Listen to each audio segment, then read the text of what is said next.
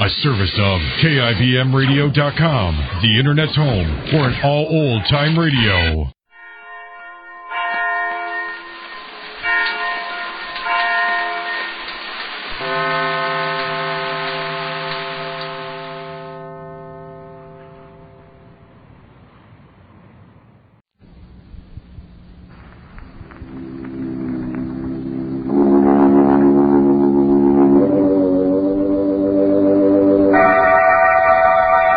Sanctum Mystery, starring Peter Lorre, brought to you by Carter's Little Liver Pills.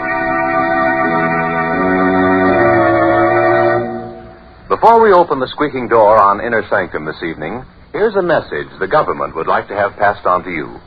Women are urgently needed now in war plants and essential industries. There are all kinds of war jobs which don't involve machinery or tools, such as driving a bus or taxi, working in a laundry, restaurant, school, or day nursery. And in filling these jobs, women are relieving men for heavier work. Ladies, if you live in an area where there's a shortage of war workers, go to the office of the United States Employment Service nearest your home at once. The address is in your local telephone book. But remember, do not move to a crowded war center in search of a job. It will only add to the housing and living problem already existing there.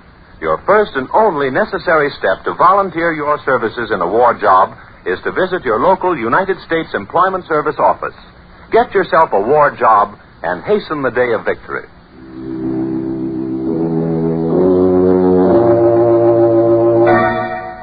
And now we open the squeaking door.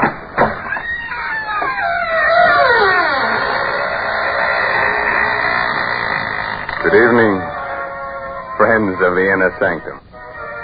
This is Raymond, your host. I'm glad you came tonight because we have a very special guest of horror with us. I'd like you to meet the late Johnny Gravestone, the most celebrated member of the Inner Sanctum Ghost Society. He is the best haunter of them all. Johnny is the tall figure in a white sheet wearing the blue ribbon.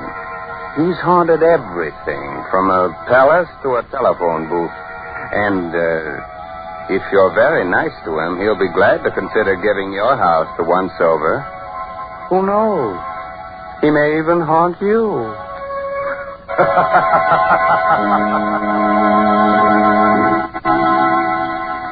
Tonight's Inner Sanctum story, The Black Sea Gull, is an original radio drama by Sigmund Miller and stars Peter Lorre in the role of Richard Blake. It's produced under the direction of Hyman Brown. Inner Sanctum Mysteries are brought to you by Carter's Little Liver Pills. When you feel dull, headachy, sluggish, take Carter's two-way treatment to, first, start your liver bile flowing quickly. Second, get comfortable relief from irregularity.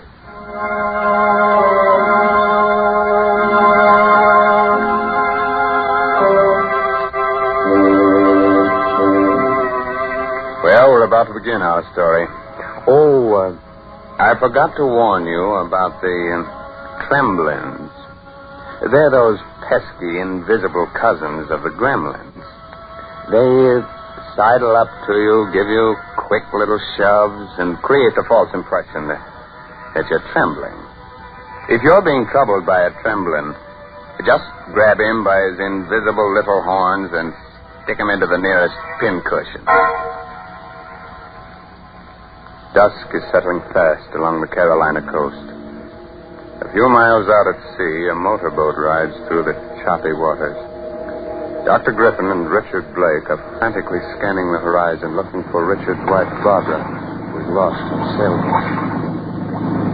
It's getting dark, Richard. We've got to find her before nightfall. Perhaps she's gotten back home by now.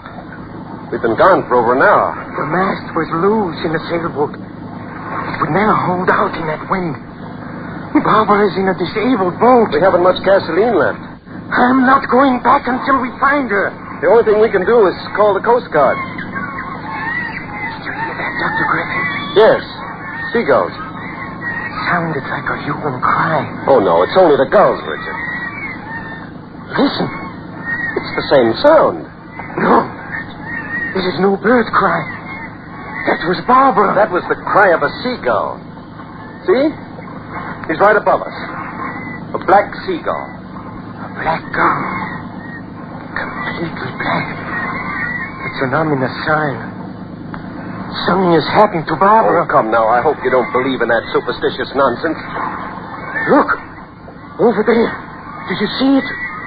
It looks like a boat. It's Barbara. The mast. The mast is down. We'd better get over there fast.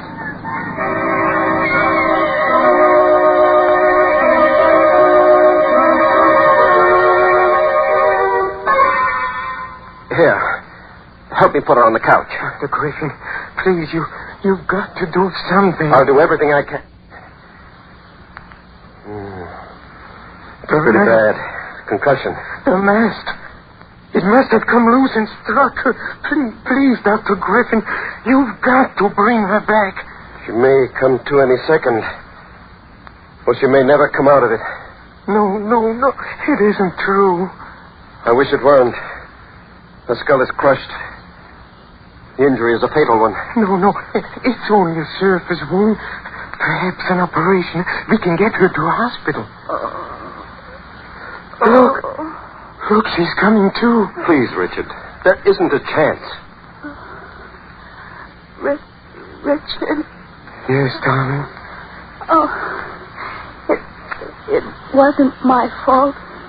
The mast, it broke in the wind. Don't talk, my darling. I'm so sorry, Richard. Don't be unhappy. You're going to be all right. Dr. Griffin says you're going to recover. No. You've got to hold on, darling. We'll get you to a hospital. You've been so good to me, darling. We've been very happy together. You can't leave me, Barbara. I won't live without you. Oh, you mustn't say that. If you die, Barbara, I don't want to live. I'll always be near you. I'll come back if it's possible. You must come back. You must. If you don't, I'll come to you. No, I'll return, Richard. I'll return.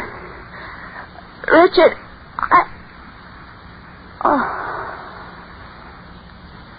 She's gone.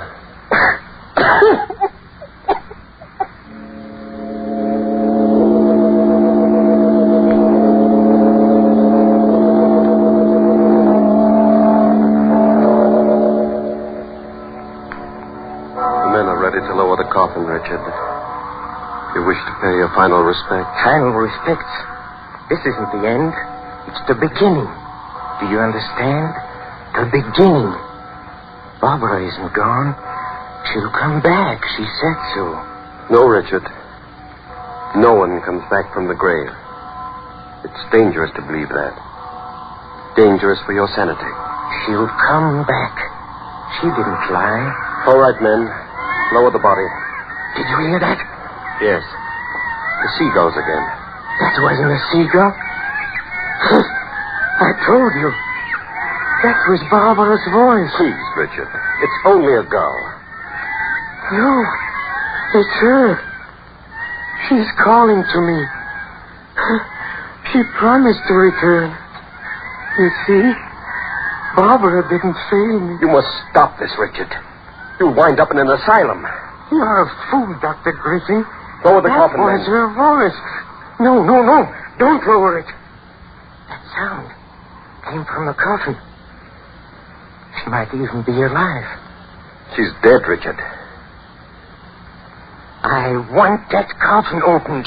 We can't do that, Richard. There's no way of opening it now. We'll pry it open. Don't try to stop me, Dr. Griffin.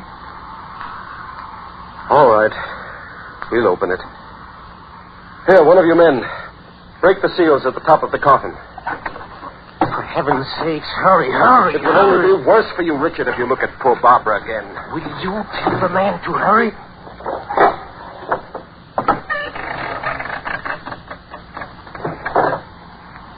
The coffin's opened, Richard. Now you can see for yourself. Look at her face. Her face? You wouldn't believe me. Look at her mouth. As if she had just called my name.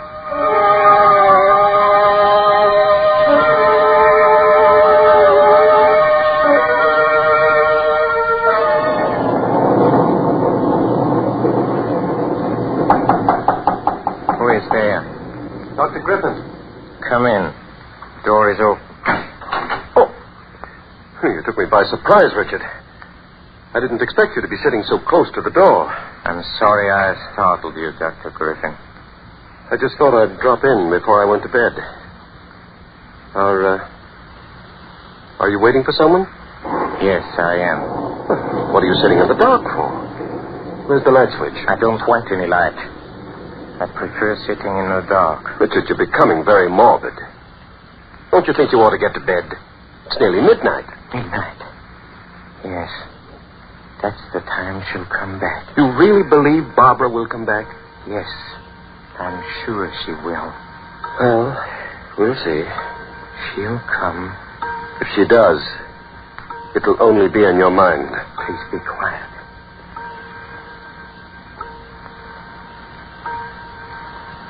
Well? Barbara, you've come. She's here. I know she's here.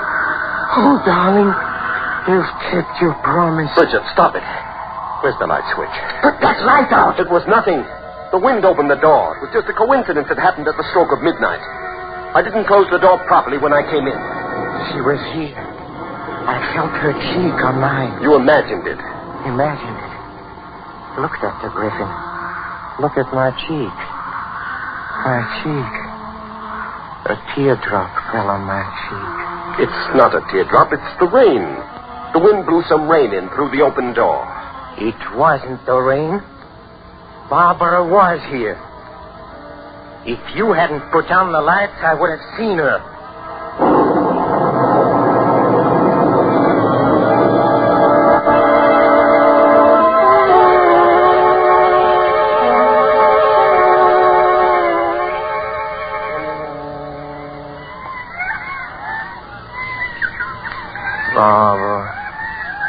Barbara, some people do come back from the grave. I heard about such cases.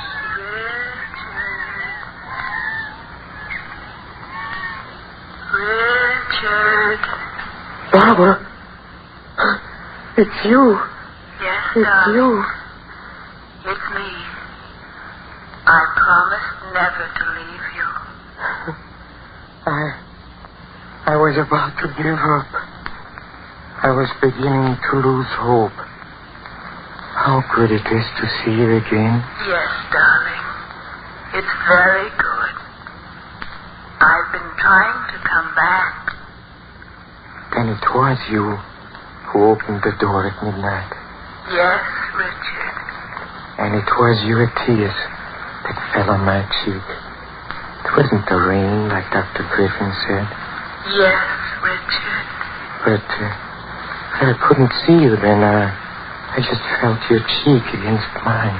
It was very hard to return at all. What is that noise? I don't hear anything, Richard.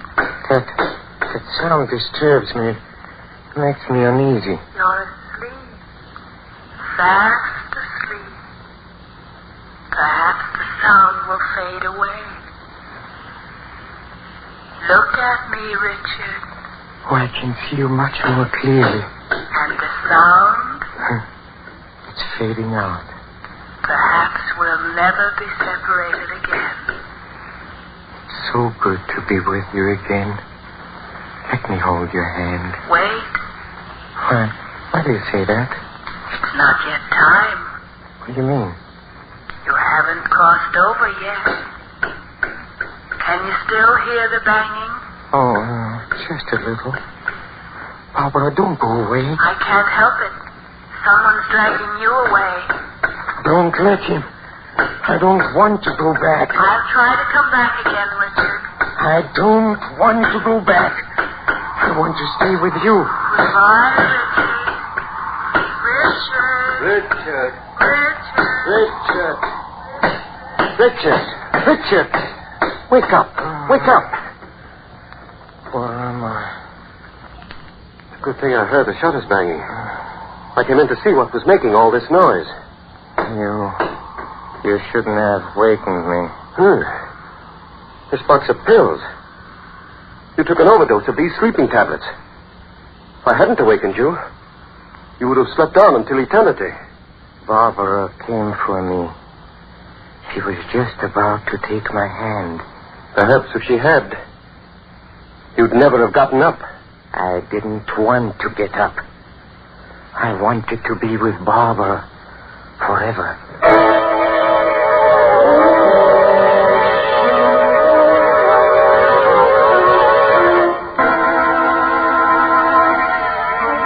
Well, Dr. Griffin should be awarded the Order of the Inner Sanctum for saving the life of Richard Blake. If it weren't for the good man, our story would have come to an end in the middle of the program. And that would have been very inconvenient for all of us. As a reward, perhaps we'll just wound Dr. Griffin a little bit instead of polishing him off. But until we make up our minds, here's a gentleman with an important message for you. To keep you feeling on top of the world, medical knowledge proves that nature should produce about 2 pints of liver bile, the vital digestive juice your liver makes, each day. Otherwise, your food may not digest properly and leave you feeling dull, headachy, sluggish. Scientific facts show it takes a 2-way treatment to get the vital digestive juice flowing quickly and to relieve sluggishness without disturbing digestion. Therefore, do as thousands now do. Take Carter's Little Liver Pills. First, because Carter start the vital digestive juice flowing, usually within 30 minutes. Second, because Carter's gently help you to that glorious feeling that goes with regularity. Remember, many ordinary simple laxatives don't, but Carter's Little Liver Pills do give this 2-way treatment. So take genuine Carter's Little Liver Pills as directed tonight. Tomorrow, see if you don't wake up feeling glad to be alive. Get Carter's at any drugstore. 25 cents.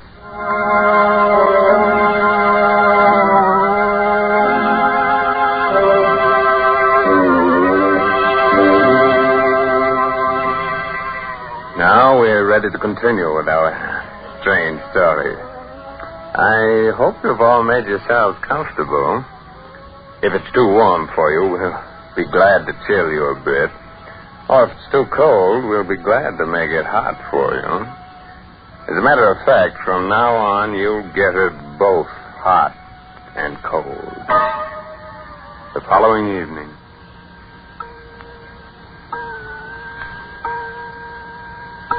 Barbara, you must come back to me.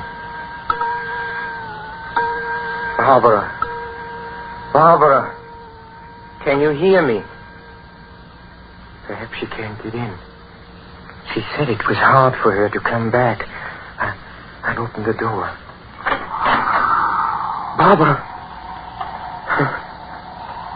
For a moment, there was a shadowy figure at the door. I did see something. She's here. Oh, it's you, Kitty. Barbara's pet. Haven't seen you since Barbara died. Come here, Kitty. Who are you looking at?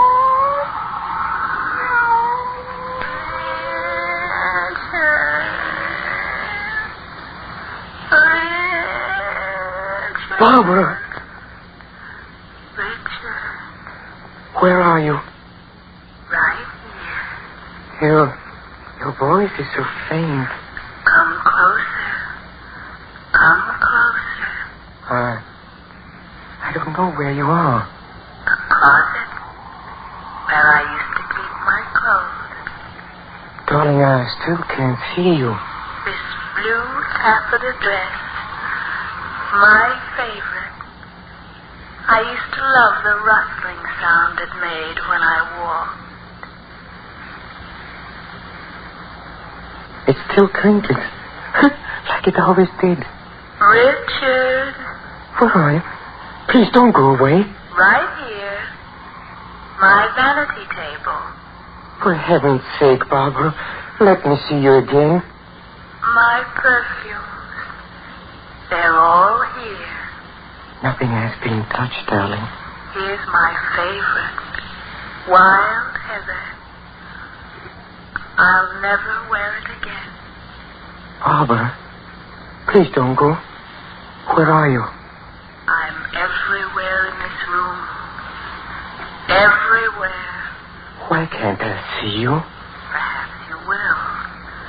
We must both try. We must both try very hard. I'll try, Barbara. Goodbye, my darling. No, not yet. Just another moment. Goodbye, Richard. Barbara. Barbara. She's gone. She's gone. Only you and I know she was here. Who is there? Oh, it's you, Dr. Griffin. I came back to see how you were. I don't need any help. I heard you shouting Barbara's name. You were mistaken, Dr. Griffin. Barbara's dress. It's lying over the chair. Did you take it out of the closet? No, Dr. Griffin. The perfume's in the air. Oh, yes. There's a bottle of perfume overturned on the vanity table. Wild heather. That was Barbara's favorite, wasn't it? Yes, Dr. Griffin. You think Barbara was here? Don't you, Richard? Huh? She was here. I spoke to her, and she'll come again. She said she would. And maybe the next time I'll be able to see Barbara. See her as she was when she was alive.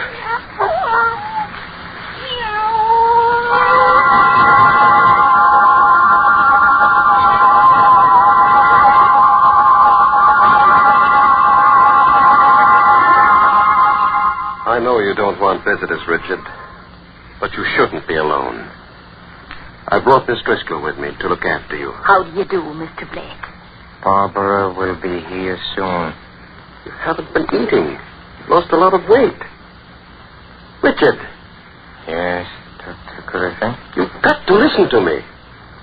There's nothing you can tell me. You won't last at this rate. Look at you. Pale and lifeless. You're still alive, but you're living among the dead. Well, you've got to stop this. If you don't, you'll wind up in an asylum.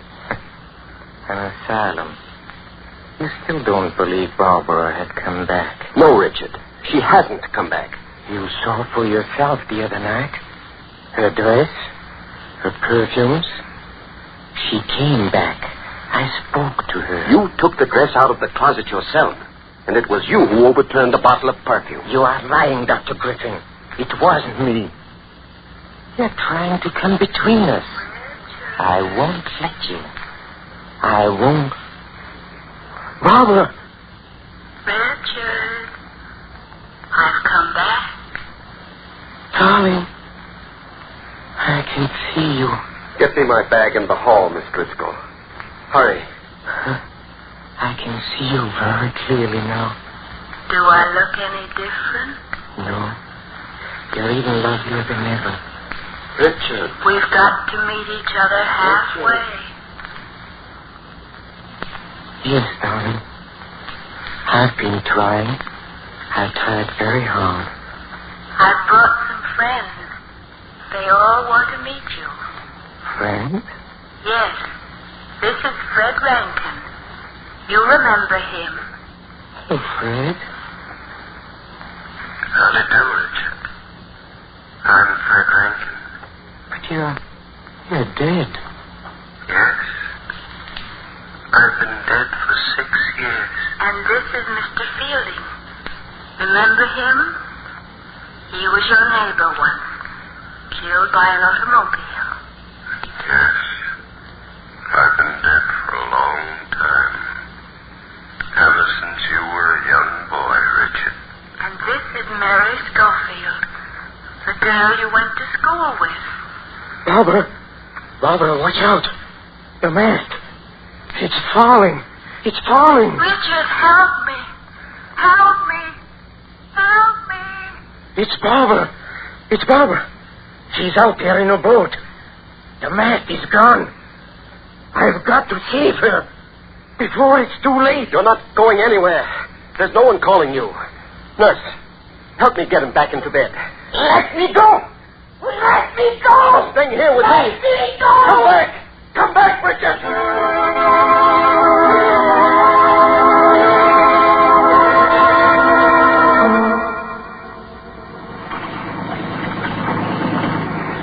Well, he couldn't have swum very far in a short time, Dr. Griffin. I caught sight of him just a moment ago. Oh, there he is. Yes, I see him. Yes, but he's going down. He's going down. Merciful heavens. Did you see? Yes, he's gone down. But he was holding someone. I could see her long black hair. It's no use. We'll never... You say he was holding someone? Yes. It looked like a woman. She had long black hair. It must have been seaweed. You see things in this twilight that don't exist. Imagination is like fire. A good servant, but a bad master. I guess we had better get back.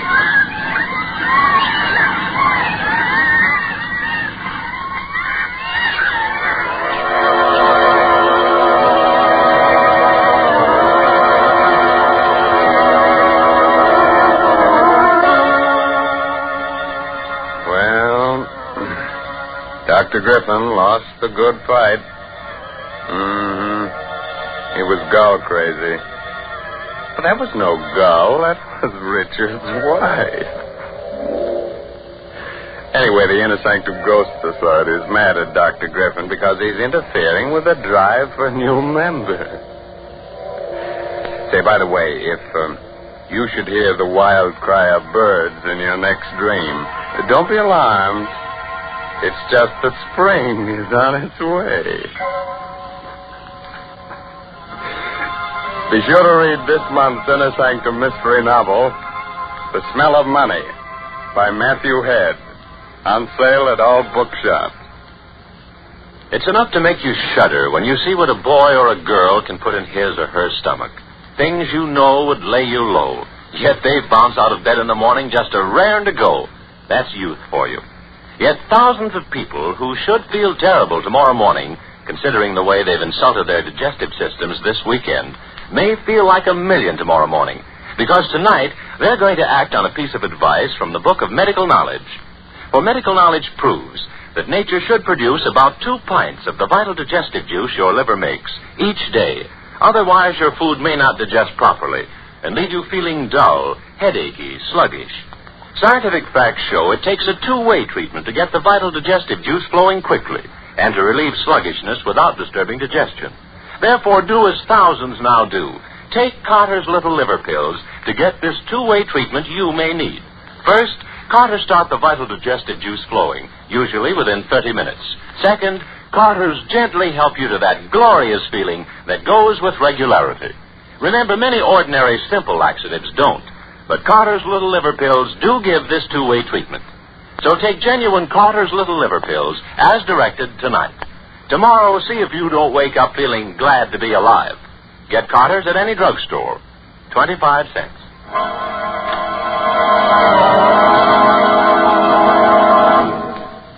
Be sure to listen next week, for lovely Judith Evelyn will be back with us again in a sweet little story, just full of beautiful murder. Well, now it's time to close the squeaking door of the Inner Sanctum until next week. So, good night. Pleasant dreams.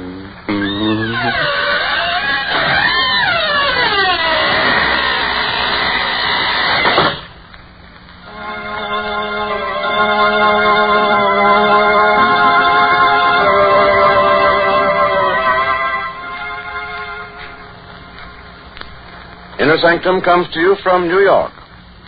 This is the Blue Network.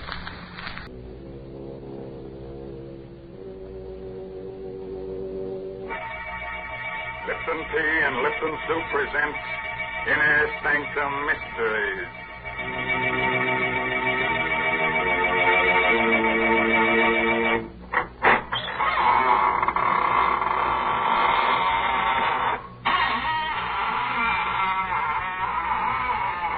Good evening, friends of the Inner Sanctum.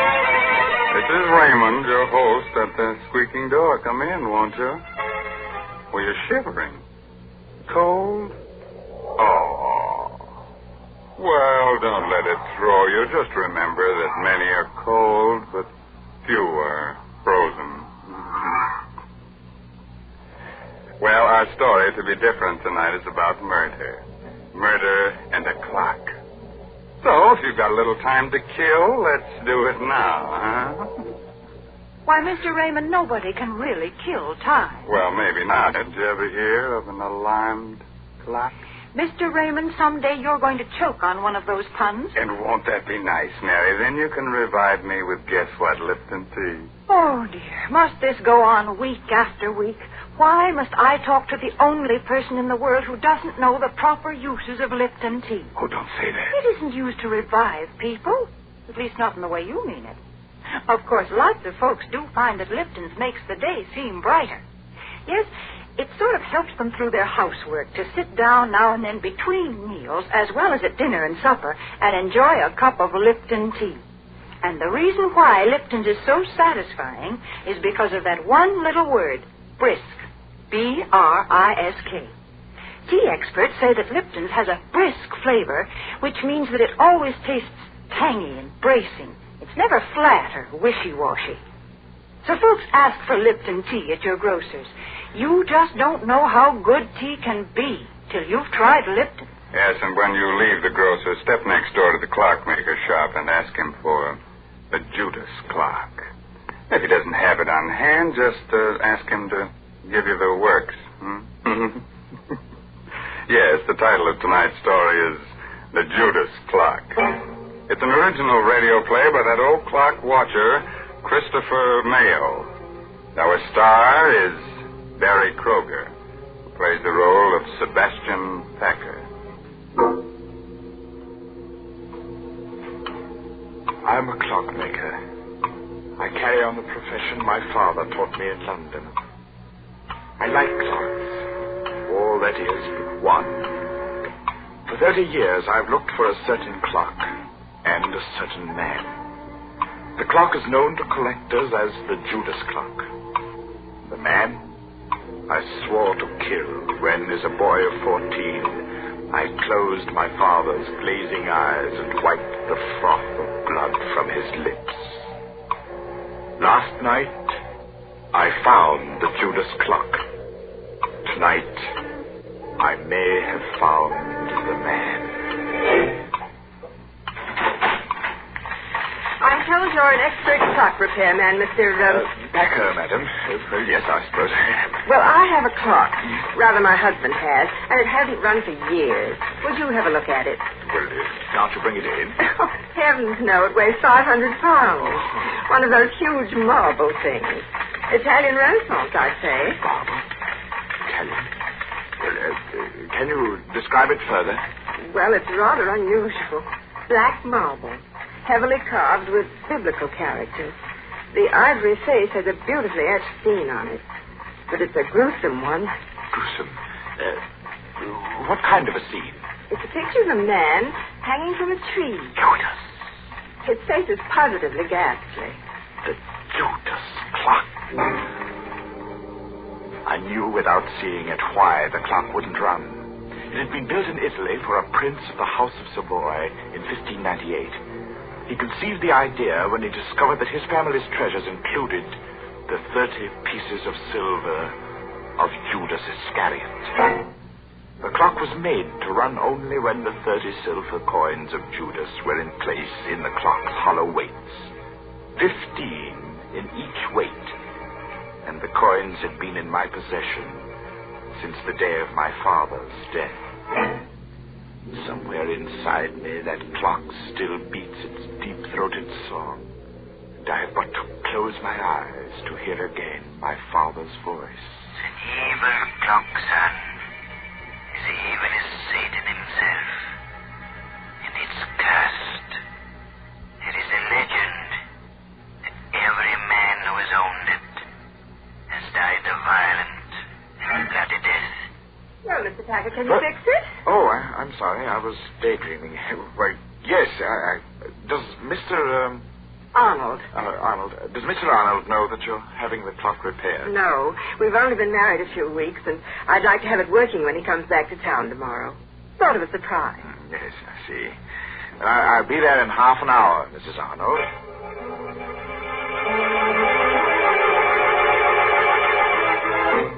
So last night, I went to the Arnold house and found the Judas clock again. I started to work. Foghorns from the East River sounded much as I remembered they did in London. And suddenly, I was back there on a fateful day, about a fortnight after the clock had been uncrated by my father. I was in the shop, and the man from Scotland Yard stepped in. He walked straight to the clock and stared at it. Good afternoon, sir. Does the clock interest you? Very much. When did you acquire it? A cousin bought it at an auction in Italy, and I'm displaying it for sale and consignment. My name's Pettibone, Scotland Yard. I've been looking for this clock for a month. It was stolen in Italy. Stolen? Yes, Mr. Baker. And worse, murder was done. Afraid you're involved in a bit of something here. Murder? I'm taking possession of the clock in the name of the Crown. I shall never forget the look of horror on the detective's face a moment later. He laid his hand on the clock's carving, and it froze there, while his face drained white and his eyes bulged. He opened and closed his mouth soundlessly and crumpled to the floor with his hands to his throat. He was still and twisted and very dead. Mr. Pettibone had died of a heart attack the moment he took possession of the clock. I helped Father drag him into the stockroom. Father wanted time to think, so I went to my room. I dozed off only to wake hours later at the sound of angry voices. Well, Cousin Andrew, you've done me a fine turn, haven't you? I've told you I didn't mean to kill the old girl. It was an accident. Don't talk so loud. Boy will hear us. You killed her as soon as you learned she'd made out a will in your favor. Then when you thought it was safe, you sold all her furnishings and sent the clock to me to sell. Very well, I did. You're in it till the ears. I'll go to the police.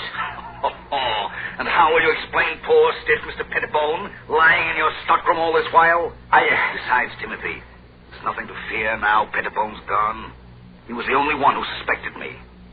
Now, you're the only one who knows. I'll crate this cursed black monster tomorrow, and you leave with it. And will you also crate Mr. Pettibone? I have a plan. Here, sit down in this chair, right here. I'll show you how we can solve the whole thing.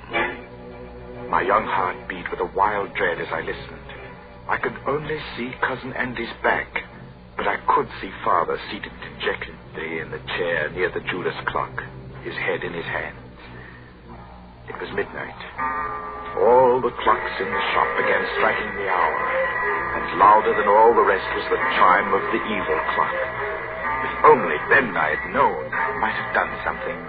The slow strokes beat on. 8, 9, 10, 11, 12. And before my horrified eyes, the heavy marble piece leaned slowly from the wall and crashed across my father's back. Mandy stood facing my father as the clock crushed his frail form and choked him. He made pitiful little sounds, his eyes begging for life. And the murderer just stood, his back to me. What? Thundering sinners, you die hard. Cousin Andy ran from the shop crying for help. He would claim an accident. I raced into the shop. My father was dead. I choked back my tears, and I closed the poor staring eyes.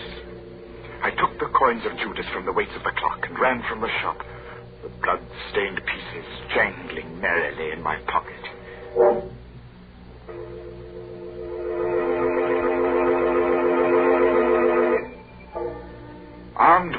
conviction that the coins were of value, and the definite notion that I must eat, I approached one of the many dingy little curio shops in the Limehouse district.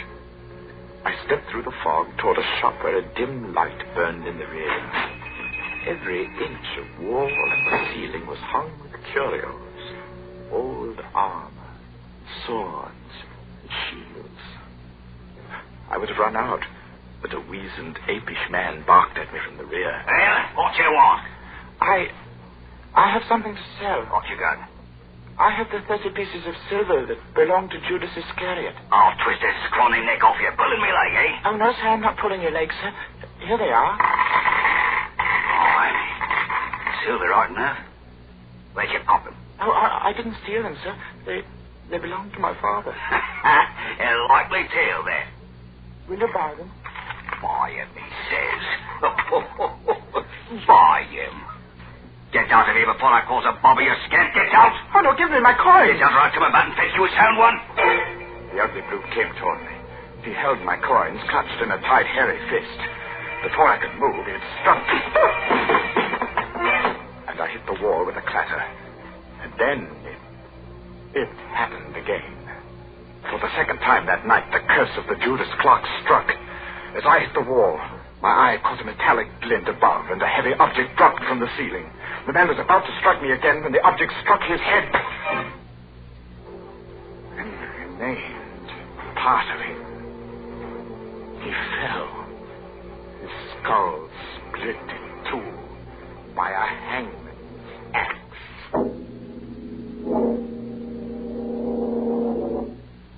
Clamped my mouth on a cry and pried the man's fist open.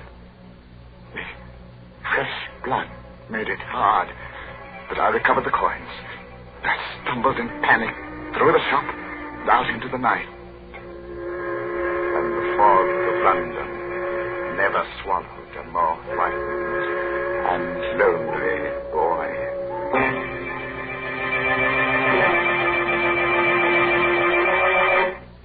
That nasty fog swallowing a little boy. That reminds me of a little nursery rhyme. Hickory dickory dock, the mouse ran up the clock. The clock struck 2. Look out, it might strike you. Heavens, I'm glad I don't own that terrible clock. Oh, don't say that, Mary. Just think if you had the Judas clock, then time wouldn't hang heavily on you. No, it would fall on you. Well, if it did fall and you rescued me, wouldn't that make you a time saver?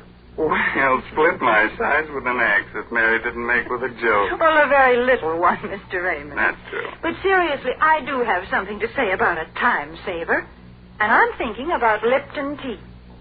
You know, Lipton's is such a handy beverage. It takes so little time to prepare, and it's always so welcome.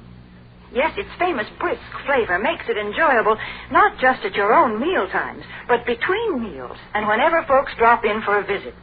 That's why it's a good idea to buy Lipton's in the larger, more economical size packages.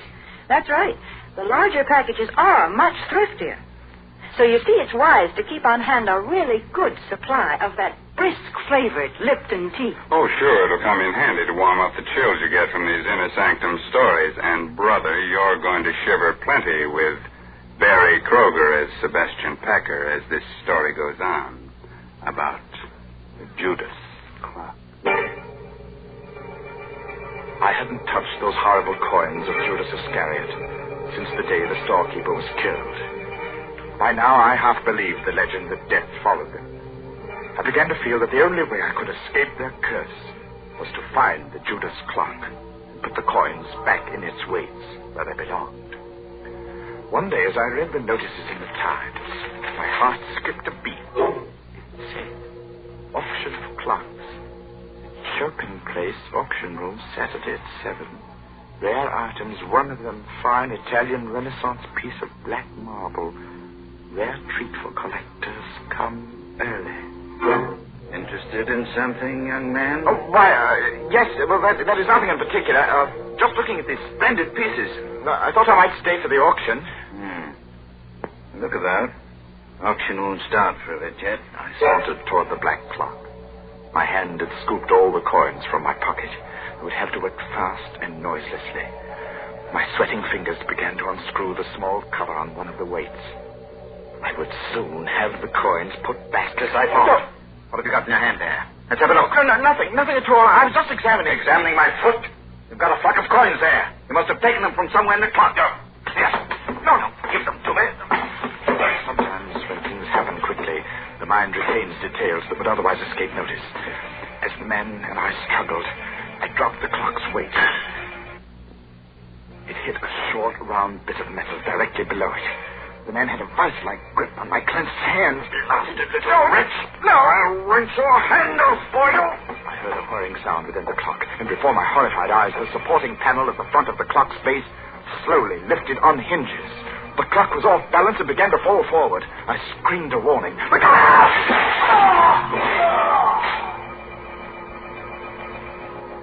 The auction man was dead, mashed to a pulp of bone and blood beneath the clock, as my father had been. I ran to the door and out into the street. I was right back where I'd started. Only now I knew that my father had been murdered by Cousin Andy.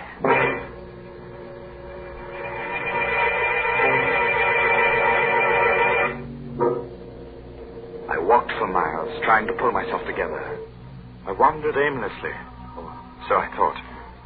But fate had traced my path before me, because I was startled to find myself staring into the shop window of a rare coin dealer named Megaroyd.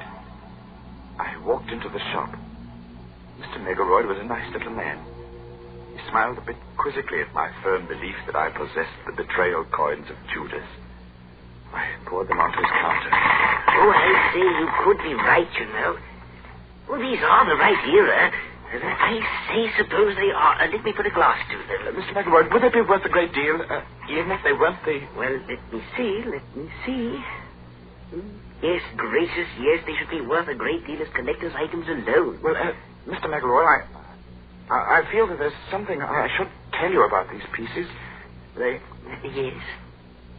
Oh, it's not important. Oh, well, now, just a moment. I have a catalogue on this here in my show window. I'll fetch it just a jiffy. The coins lay on the counter. I watched Mr. Megaroyd run down the aisle. As he approached the display window, his foot caught in an electric wire which lay across the floor. The lights went out, and I saw him pitch forward and... Mr. Megaroyd! Mr. Megaroyd!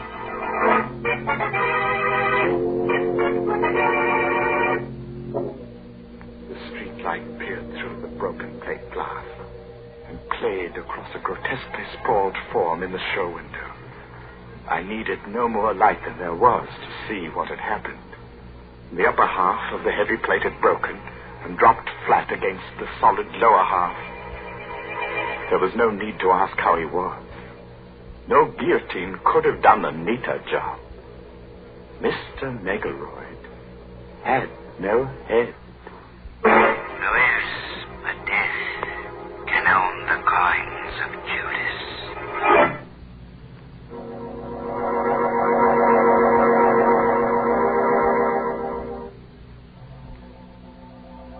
Tonight, I shall find out if Mr. Arnold is Cousin Andrew. If he is, I shall feel no remorse in killing him tonight. Because while working to repair the Judas clock last night, I discovered how my father's accidental death had been well-conceived, diabolic murder. When the right-hand weight reached the floor of the clock on the 12th stroke of midnight, it tripped a trigger which collapsed the base of the clock and caused it to fall forward. My father had died on the 12th stroke of midnight. Have you finished, Mr. Packer? No, Mrs. Arnold. I shall have to come back tomorrow night. What time do you expect Mr. Arnold tomorrow? About 11, I'd say. Will you be finished by then? Well, I think so. I'll have to take these weights to the shop with me, though. Something has to be added to them. Well, of course, Mr. Packer. Mr. Arnold will be so surprised to see the clock running, won't he? You'll be very surprised, Mrs. Arnold.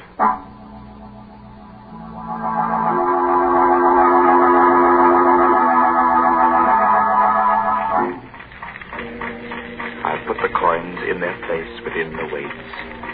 Not 15 in each weight, but 15 in one and 10 in the other. The other 5 coins are in my pocket. Another pocket. small 38, although I don't plan to use it. 8 o'clock, and I have a 30-year-old date to keep. Good evening. Oh. Mr. Becker? Yes, but I'm closing now. I see you are. My name is Arnold. Just came in from Chicago. Sorry to spoil your little surprise. Or my wife's, rather. You surprised her instead? Yes. She had to confess.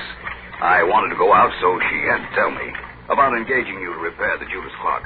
You don't want it repaired? By all means, I insist. It's a splendid idea. But what I came for, really, was to tell you that you and I have much to talk about. Oh, do we?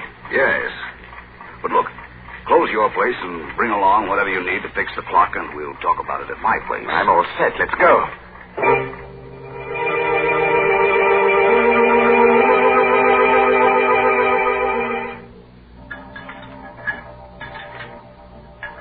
Think you'll have it fixed in time to strike midnight? Oh, yes. Yes, it will strike at midnight. Yes. Well, there we are, Mr. Arnold. Weights are in place. Let's see. Exactly 10 minutes before midnight. Set the hands. And just a little shove on the pendulum. So. And the Judas clock ticks again. It's an evil clock, son. Even as Satan himself. The Judas clock wakes from a 30-year sleep. Hey, Cousin Sebastian. Cousin? What? That's what I wanted to tell you. My wife told me your father owned this clock in London. Well, yes. I was your father's cousin. You're Sebastian Packer, the little boy who ran away that night. Cousin? Yes. I wonder how much you know of that horrible night when your father was killed. Well, I know the clock fell on Father. I heard the sound from my room, and I was so frightened. And down the rear steps in time to see them carry Father away. He was all covered up. So that was why I didn't find you in your room afterward. It happened so fast. We were sitting, talking. The clocks were striking 12. Suddenly, the base of the clock seemed to cave in, and... I know. I bought the clock at an auction a few years later. And it all fixed. It's good and solid now. I saw to that. Yes, sir. Well, I suppose I'll run along now, Cousin Andy. Nonsense. Let's make up for lost time and get acquainted. Well, come now. I have some fine old port from England here. Sit down a while. No, not that chair. No? This one's a lot more comfortable. That's a funny thing. When you work with clocks, as long as I have, you get to philosophizing about time. That's so. How? Well, here I sit by the big clock, just as my father sat 30 years ago. You know how many seconds ago that was, Cousin Andy? No. Do you? Well, 315,360,000 seconds in 10 years. That'd be 9,460,800,000 seconds in 30 years. You've got quite a mechanical mind, Sebastian. Here, try this port. Thank you. Here's to...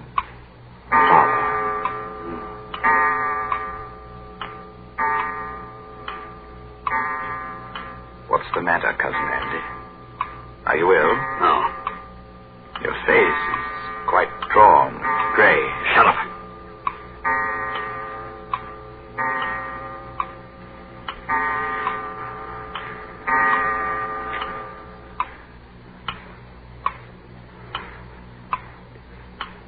Well, Cousin Andy, it's late. I guess I'd best go. You know, you do look awfully sick. Oh, don't get up, old man. Here, sit down and relax. Take my chair. It's the more comfortable. Why, you're shaking like a leaf. Now, just sit quietly. I'll see myself out. Thundering sinners, Good night, Cousin Andy.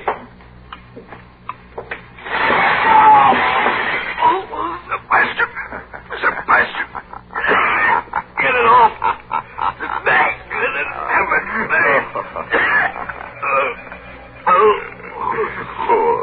Littleton, and you're choking to death. You die too, don't you? It was just a matter of timing. I set the hand a minute fast and the weight didn't touch your clever little spring device till just now because it's lighter by 5 pieces of cursed Judas money.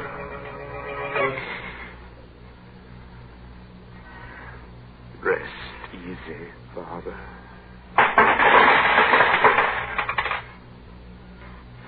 And he cast down the pieces of silver in the temple and departed and went and hanged himself.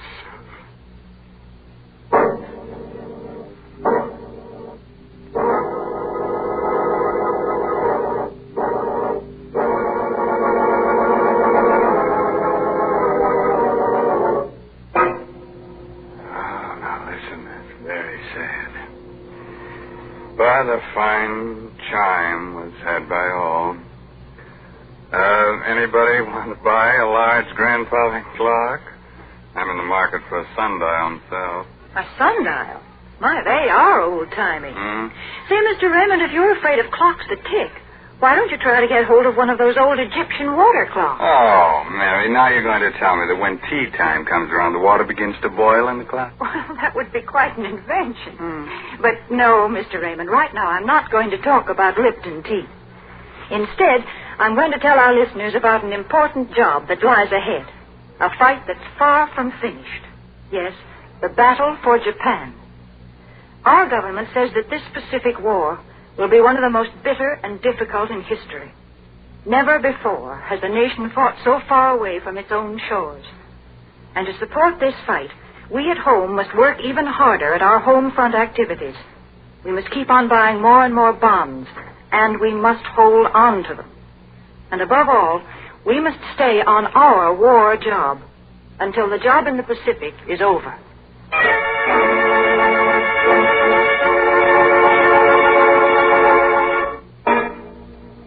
Well, I'll leave you with a cheerful, timely moral. Oh, that goes with tonight's story. No extra charge. Now, you can figure out how many seconds you've lived. All right, that's your pastime. But you can't figure out how many you've got left. That's just sometime. You know what I mean? Well, I'll see you in just 604,800 seconds from right now. Well, that's next Tuesday night at 9 o'clock, of course. By the way, this month's Inner Sanctum mystery novel is The Lucky Stiff by Craig Rice.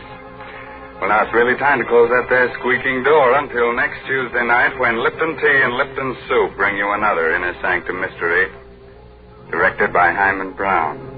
So until then, good night. Pleasant dreams.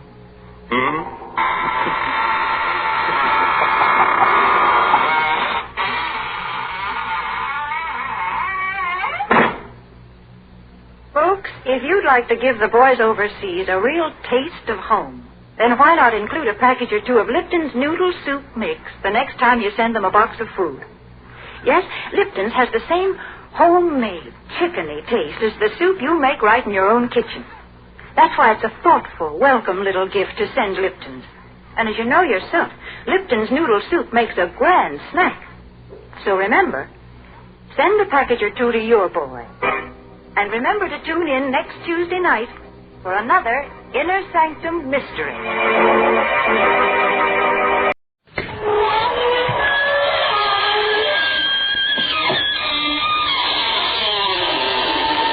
Good evening, friends.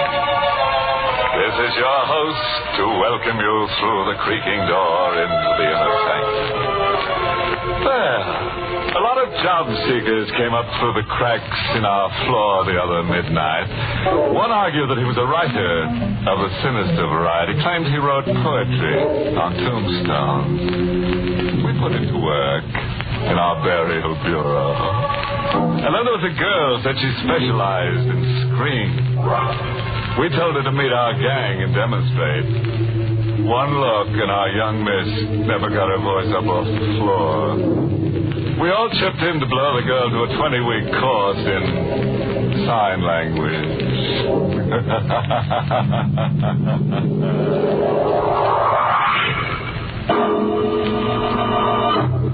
Tonight's Inner Sanctum mystery, Appointment with Death, was written by John Robert and stars Charlotte Holland in the role of Janet, with Carl Swenson as Richard. Tonight's story is custom tailored for the sinner. We guarantee a fit. Manhattan's East River Harbor. Cold gray granite, an architectural eyesore imported from the old world. A high wall and iron fence hide its secrets from the city's teeming millions. Inside the high wall, a woman in black walks slowly toward a man. The man is silhouetted under the moon, bending over a lilac bush. Richard. Oh, I'm sorry I startled you, ma'am. I am trespassing, I know, but I couldn't resist your garden. I'll go. No, wait. You are not Richard. You're staring as if you don't see. My eyes are old. Turn your face to the moon so I can see you. All right. I've forgotten. So many faces have been Richard's. So many, many faces everywhere. Everywhere? What does your Richard do when he isn't roaming about? He sleeps. Right where you stand, there is a grave. And in it, Richard sleeps. How did you get in here? I walked in through that open gate. The rear of the garden. The Florentine gate, you found it unlocked. Yes. You're trembling. Is something wrong? The open gate means the last Lowell is about to die. I am the last Lowell. I am about to die. There were 5 of us. My brother Tom, my sister Melanie, and me.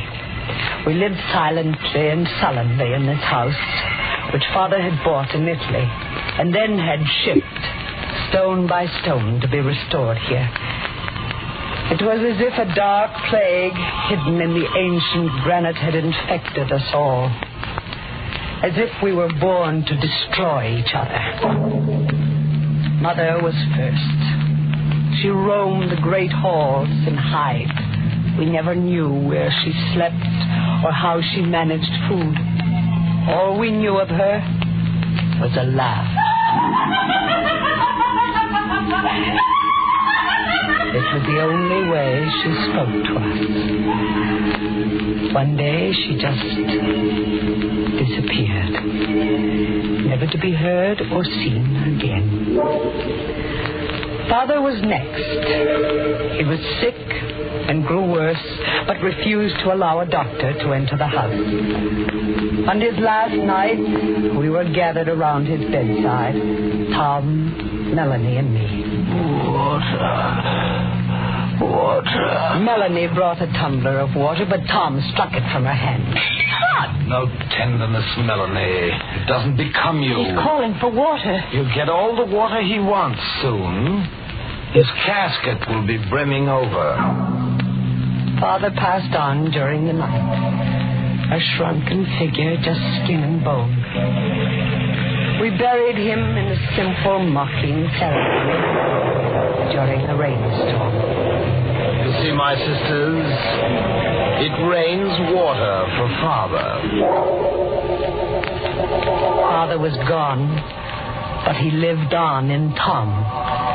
With the same dark, brooding obsessions we had known in Father, Melanie and I were there in Tom. We'll go on rotting away exactly as we have. Nothing's changed. Tom, we don't have to go on like this. Don't we, Melanie? No, with Father's death, we're free. And this new freedom, Melanie, what would you do with it? I asked, what would you do with it? Just live, Tom. I see. And you, Janet? Are you full of new purpose? We have a right to womanhood, Tom. Nice word, womanhood. I give you another word. Manhood. I turned the word over in my mind 1,000 times before I gave it up. Womanhood. Give it up. It's an impossible word. Your whole life's against it. An impossible word. Womanhood. I tried to forget my whole life was against its realization. When Richard came. I met Richard here in the garden. I was in mourner's clothes, listening to the foghorns and staring out into the river one night. Oh, did I frighten you? Yes. I'm sorry. I'm Richard Dunn. I'm a lawyer. Oh, you're here to read Father's will? Yes, but that isn't until 10 o'clock. Shall we stroll a bit? You mean pace from wall to wall? Well, a drive then, if the garden's too confining. We can leave through that rear gate The Florentine gate, no. What, did I say something wrong? This gate must never be unlocked. Hey! Oh, I'm sorry. Are you kind of in the dumps over your father's death, huh? Richard. He had come into my life like a gust of clean wind. Shut away here in a granite tomb like a dead woman. Come alive, Janet. How, Richard, how? Just get up and leave. There's nothing here to hold you. But there is. What? Well, Father, Mother, the past. That's imaginary rot. You've all cast a spell over yourselves. Why, forget the past. Think of the future. Can there be a future for me? Give me half a chance and I'll show you. Show me, Richard. Show me. But Richard never got that half a chance. My life was against it, and my fears, and Tom, my brother. One night, Tom saw to it that Richard or I would never get that half a chance. I was asleep in the grip of an old nightmare, an old fear that haunted my sleep. In my dream, there was a knife, a cold, cruel steel blade, moving across my face, mocking me, and I screamed. I awoke with my face aflame, and Tom standing over me in the pale morning light. You have no beauty anymore, Janet. No beauty?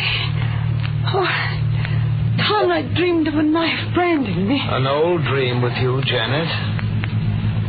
Tom, my face. The scar will heal, and you'll wear a black veil. No one will look upon your face. The scar healed. I wore a black veil, and no one looked upon my face. I hid as my mother hid. I hid and spied and eavesdropped. I hid from Richard, too. In time, Richard stopped asking about me as his infatuation for Melanie grew. I eavesdropped on 100 intimate talks they had, Melanie and Richard. But I remember one. They were in the music room. Melanie, come away with me. You're just speaking to Janet through me. No, I've forgotten Janet. She's disappeared. She's gone. It's you that I want. Why, Richard? Why do you want Janet or me? I don't know. Sometimes I feel compelled, as if somehow I was fated to come here. I feel that I must pull one of you from this contamination. Melanie, say yes. Well, at least I need time to think. But I'm going away. Well, when you come back, if you come back. I'll come back. You write to me? Yes. Yes, Richard, I will write to you. Melanie and Richard. I had lost him. And I was lost. I had lost him, but Melanie would too. Melanie must lose him too. I stole Melanie's letters to Richard before the postman could pick them up. Finally, I intercepted a letter from Richard to Melanie, steamed the envelope open, and substituted a typewritten letter I had written. And then I watched Melanie tear the envelope open. It's a letter at last from Richard. I watched her read it eagerly, then silently. I could hear the words I'd put into Richard's mouth whisper in my brain. Melanie, if you can ever forgive me. But here, out in the world, it's as if I'd never known you. I see men at play and I hear women laugh, and I remember that these are the things that are really me. If you can ever forgive me. Oh, no. Bad news, Melanie. What? Bad news. Oh, no, it's good news. The best for Richard. He's escaped.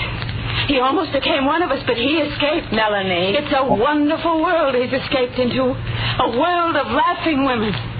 Laughing women, Janet. When did you laugh last? Laughter isn't for us. Nor marriage, Melanie. Nor escape? Nor escape. Oh, but you're wrong, Janet. There is escape for both of us. Your escape is the Florentine Gate. The gate opens and you escape now. Into death. Melanie, stop. Your heart cannot stand the strain. Oh, but that's my escape. My heart. My poor, wonderful, unpredictable heart. We worried about it as children, you remember? You used to put your hand on it and count. Well, Janet, put your hand on it. Now. Melanie, now. You're deliberately provoking an attack. Put your hand on my heart, Janet. Just one last time. Melanie, now stop it, please. The storm in my heart dies and the lights go out. Goodbye, Janet. Melanie! She had fallen, as if she had willed her own death. Poor Melanie. It was all too much for her. Tom, she dropped dead right before me. Melanie dropped dead. If you feel more comfortable thinking of it that way... What do you mean? Melanie's collapse was a bow to your talent for writing letters. Or to put it crudely, that you murdered her.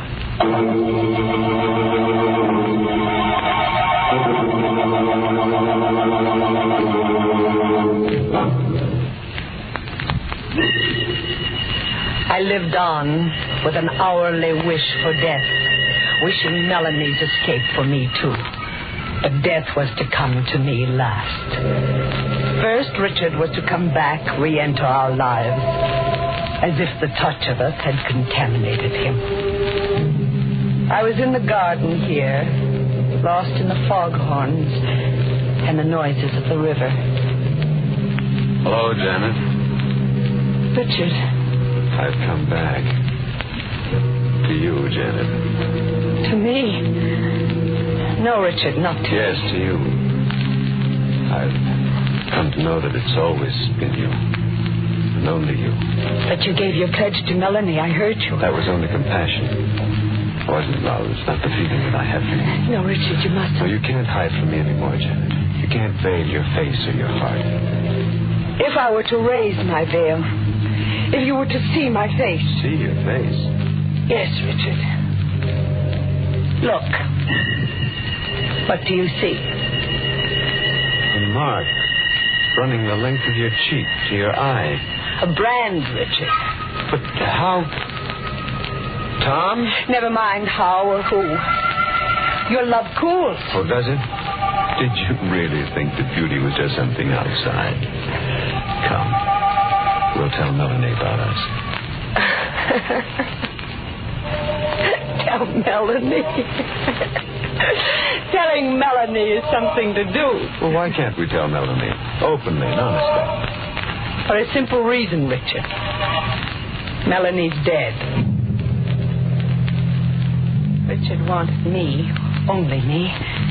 And I wanted him, if only for a moment.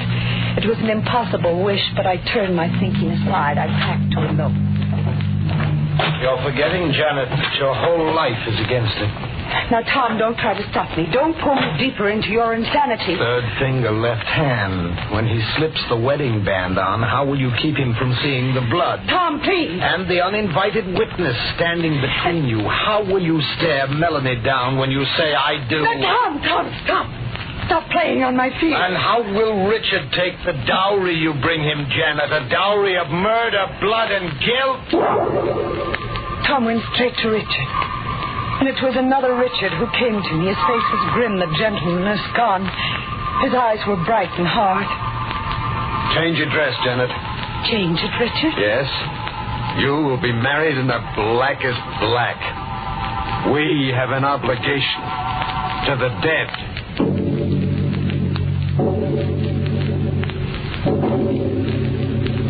We were married. A macabre ceremony with the principals dressed in mourner's clothes. I couldn't stare Melanie down. The I do caught in my throat. Motoring back, I knew I'd never know that moment of life. We'll go back to your house, Janet. No, not my house. Yes. Only to your house. Then, Richard, you don't mean to be really married to me. Could I really be married to you? You signed my name to a letter that killed Melanie. Yes, I wrote the letter that broke her heart. And Melanie will always be there between us, making any happiness impossible. We'll live in your father's house. Dark, malignant, hating, punishing each other. Marriage was a new nightmare. I watched Richard brood, watched his sensitive mind slowly slip into darkness, and I wished him dead, for his sake and mine. The ghost of Melanie sits beside me. See her, Janet? Richard, go away. If there's a shred of reason left, please go away. Come. Here, sit on the bench with Melanie between us. I insist that you sit. My arm. Oh, I clawed your arm. Another brand scars your lovely white flesh. Richard, you can't stay here anymore. You can't live in this house anymore. I don't want to, but I must. He grew worse steadily. I dreamed of escaping him, being rid of him somehow. It was a nightly dream. Every night in my sleep, an old dream mixed with the new. The knife. The same knife that had lived in my nightmares for so many years. But this time the knife was in my hand. This time I was hovering over a victim. This time I was the attacker. Janet! You won't torture me anymore. No, Janet, no! I won't live with your eyes on me anymore. No, don't! I'm dissolving on Merle. No, Janet, just die!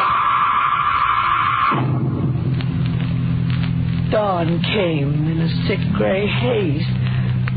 I awakened huddled on the floor. Tom was in the room with me. I could feel his presence.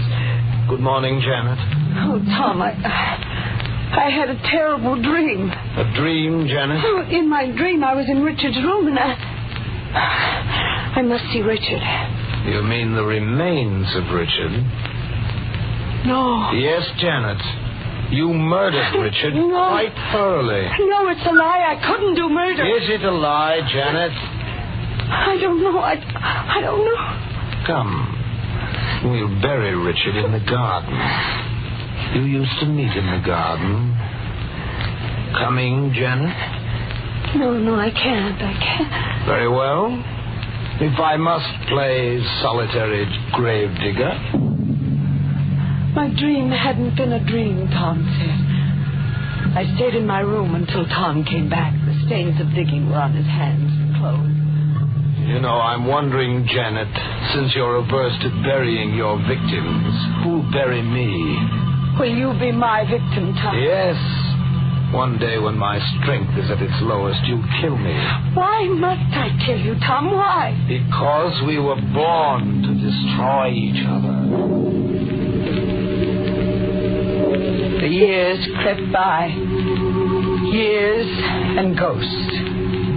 In time, Tom's strength failed. He took to bed a shrunken figure, like father before him. It's come, Janet. My turn has come. Yes, Tom, you're dying. But that's not the way it's to be. I must die by your hand. You must kill me. No. You're insanely obsessed, and you've tied me to your insanity. But you can't push me into murdering you. Janet, kill me, please. If only for hate. I'm too tired to hate, Tom. Then if only to settle your score with me. I turned Richard against you. Because of me, you were married in black to a bridegroom of death. Because of me, your honeymoon was a crimson knife. Remember, Janet? I'm dead to memory. And if I could hate, this is your punishment. This is a payment of my score with you. You'll die, but just die. Janet, kill me. You must. Janet, come back. I turned away and never came back. Tom died, but not by my hand. But Tom was right about our dark family destiny. How was Tom right, Janet? The Florentine gate is open, you say? Yes. Then Tom and Father were right. The gate opened of itself, as they said it would. And now it's my turn to die. Richard sleeps under the lilacs. Soon I'll sleep beside him. Maybe, Janet. And maybe not. Did you say maybe not? What if your dream of murdering Richard were only a dream? What if Richard merely came to his senses and went away that morning long ago? If? But Tom buried him right where you're standing. Yes, but what if Tom deceived you into thinking so? What if it were a trick to keep you imprisoned here forever? What if this grave is empty? Tom deceived me about Richard's death. Yes, a ruse to make you insane and as hopeless as he was.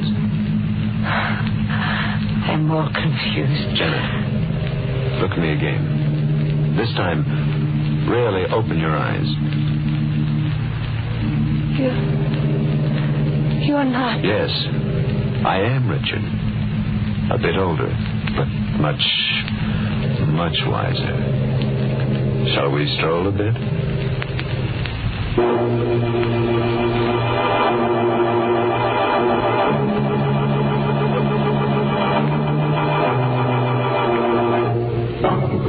That's one way of getting out from under a lilac bush. Tender love story. Dream girl and rover boy. A love so haunting that everyone round it was touched in the head. Though they picked up where they dropped off, bet they make a charming picture walking Earth's last mile together, strolling into eternity one day, arm in armature, two gay, skittering skeletons, and pressing so close, their two sheets flap as one.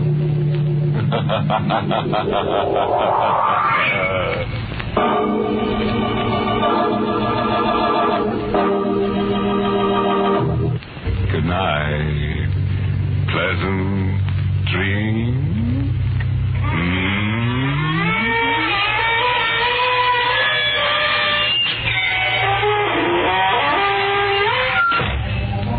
Inner Sanctum was heard in the United States over CBS, the Columbia Broadcasting System, and has been rebroadcast for servicemen and women overseas through the facilities of the United States Armed Forces Radio Service, the voice of information and education.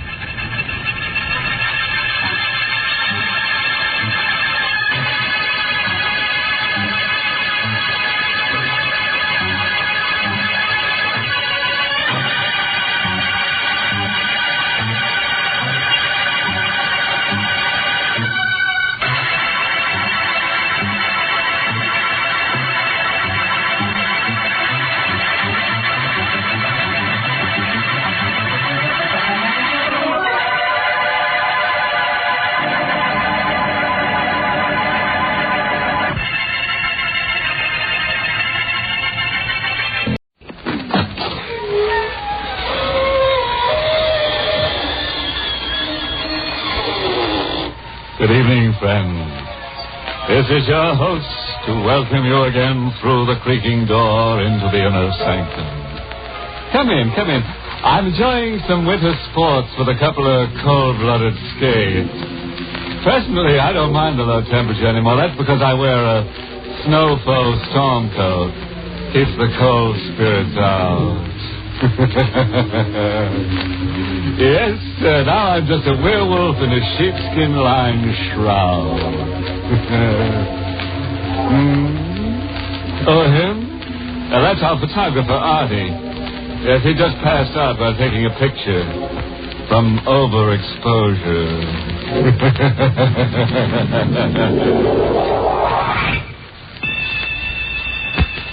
Ready now for our excursion beyond the grave.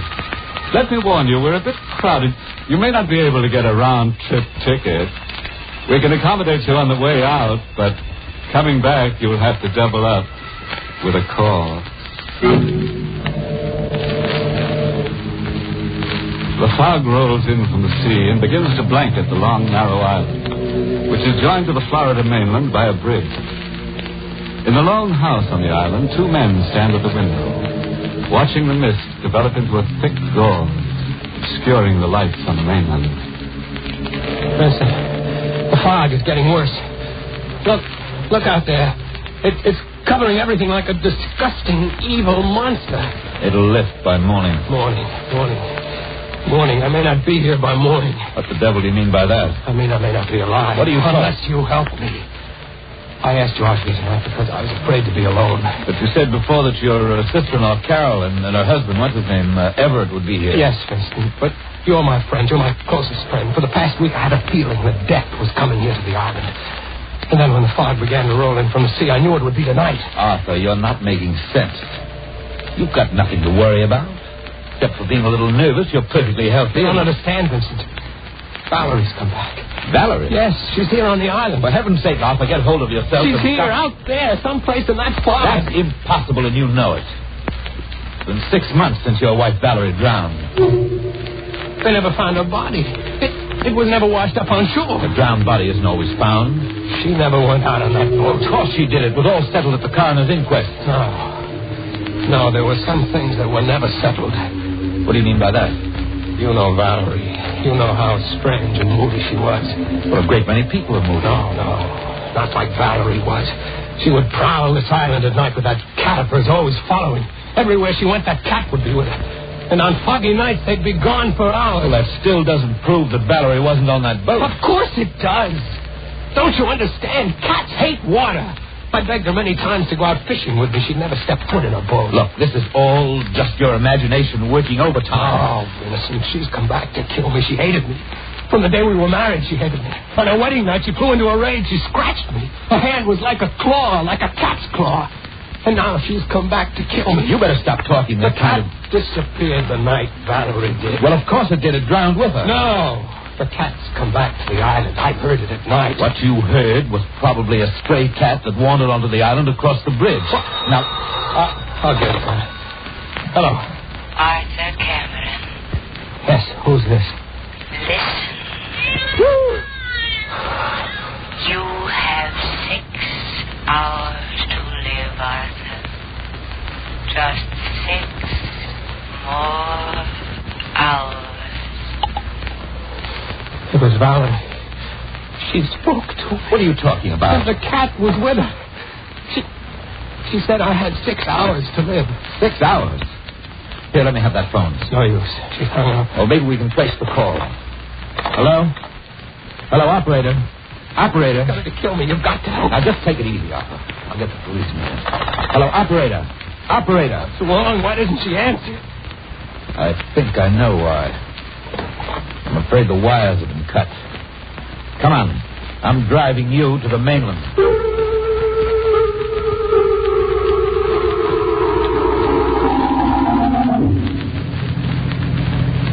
Can't you drive faster? With the fog as thick as it is out here, I'm going faster than I should. But you've got to get me off the island. The bridge is just ahead. We'll be on the mainland in a few minutes. Say, I just remembered something. What? You said that Valerie's sister Carol and her husband Everett would be out here to visit you tonight. Yes, but we can't wait for them. What time did they say they'd be here? 8:30. Well, it's Past that now. They should drive along this road any moment. Maybe we'll meet them and then... Why did you stop? We can't stay here. The bridge. If I hadn't stopped quickly enough, we'd both have been killed. This end of the bridge has been washed out.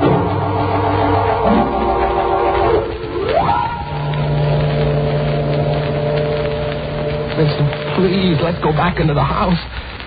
She's somewhere near us in the fog here. I can feel it. I'm not going in until I find out where that phone wire was cut. I'm going to splice it together again. It's our only chance of reaching the police. It's 9 o'clock. An hour has gone by already. And if I'm not out of here by 2 o'clock... What is it? Look, you can see it through the fog. There's a strange yellow light down the road. Why, it's the headlight of a car coming this way. A car? Yeah, quick. Behind the house here and stay out of sight. It's turning into the driveway. How could a car have come onto the island with that bridge washed out? Be quiet. Somebody's getting out. They're coming this way. What? It's Carol and Everett. Carol! Everett! Arthur! What in the deuce are you doing out here in back of the house? You scared me. Everett, I'm so glad you're here. What's the matter, Arthur? You acted as if you... I'll tell you in a minute, but how did you get here? Say, what's gotten into you? How did you get on the island? We drove over the bridge and up the shore road. How else can you get here? But how could you drive over the bridge? It's been washed out. Washed out? I saw it with my own eyes, and Vincent saw it too, didn't you, Vincent? I certainly did. Oh, Vincent, I didn't know you were here. Yes, Everett, and I'm glad I am. Well, you two must be mistaken. Carol and I drove over that bridge less than 3 minutes ago. 3 minutes, huh? Why do you say it that way? Are you sure you haven't been on the island longer than that? What does he mean? Hanged if I know. Some very strange things have been happening. Arthur's life has been threatened. What? It's true, by your sister Valerie. Don't you two know that April Fool's Day is months away? Joke all you want, Everett, but it's true. Even the telephone wire has been cut. Vincent, the telephone. Yeah. So the telephone wire's been cut, huh? You better answer it, Arthur. I'm almost afraid. Come on, I'll go in with you. Hurry up. All right. Hello? Hello, Arthur. Valerie? We're here, Arthur. Listen. It's 9 o'clock, Arthur. You have 5 more hours to live.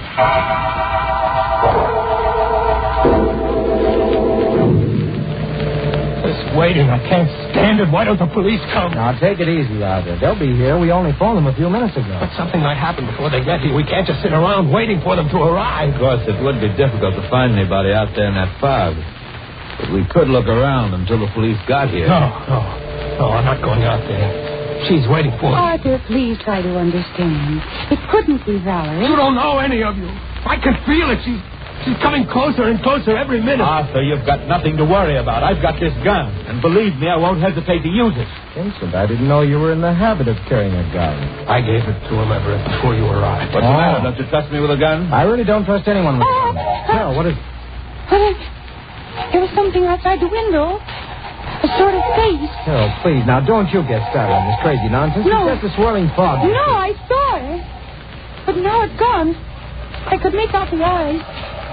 They were shining like the eyes of a... Look out! She's here! She's coming for me! Let's go, Everett. That came from the back of the house. No, don't leave me here. Carol, you go with Vincent. I'll stay with Arthur. All right.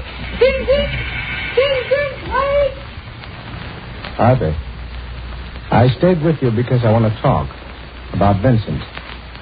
I think it was foolish of you to give him that gun. Vincent's my friend. I trust him. You shouldn't. Why do you say that? Don't you remember how he acted at the coroner's inquest? He testified against you time and again, very subtly, to make them think you were responsible for Valerie's death. You were wrong. Vincent would have no reason to do it. No? He and Valerie were quite close before you came along, Arthur. Even after you came along. That isn't true. He even saw her the night she disappeared. You don't know what you're saying. At the inquest, he swore he wasn't on the island that night. But he was. And I can prove it. Here. Look at this. A cigarette lighter? Yes, with Vincent's initials on it. You can still see them through the rust. Where did you get that lighter? Carol and I found it in the water near the boathouse. I remember the day after Valerie disappeared, Vincent made a remark about losing his life. Now, do you still think he's such a friend? If what you say is true, you and Carol and I have got to stay together until the police get here. You're sure they're on the way? Yes, they told me on the phone it would take them less than 15 minutes to get here. Well, it may not be safe for you to wait for them here. We'll go down to the bridge to meet. No, I'm not going out in that fog. She's there waiting for me. Look, Arthur, you've got more to fear from Vincent than anyone. But don't come on before he returns. All right. We'd better go out through the French windows. Good idea. Stay close to the house until we get to the garage. The fog is so thick, I can't see you. I'm just on the edge of the gravel path. Wait, what's wrong?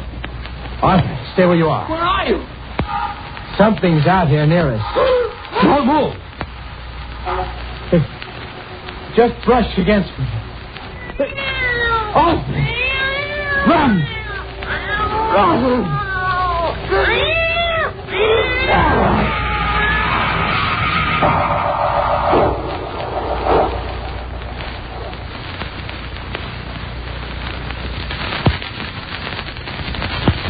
Here, kitty, kitty, kitty.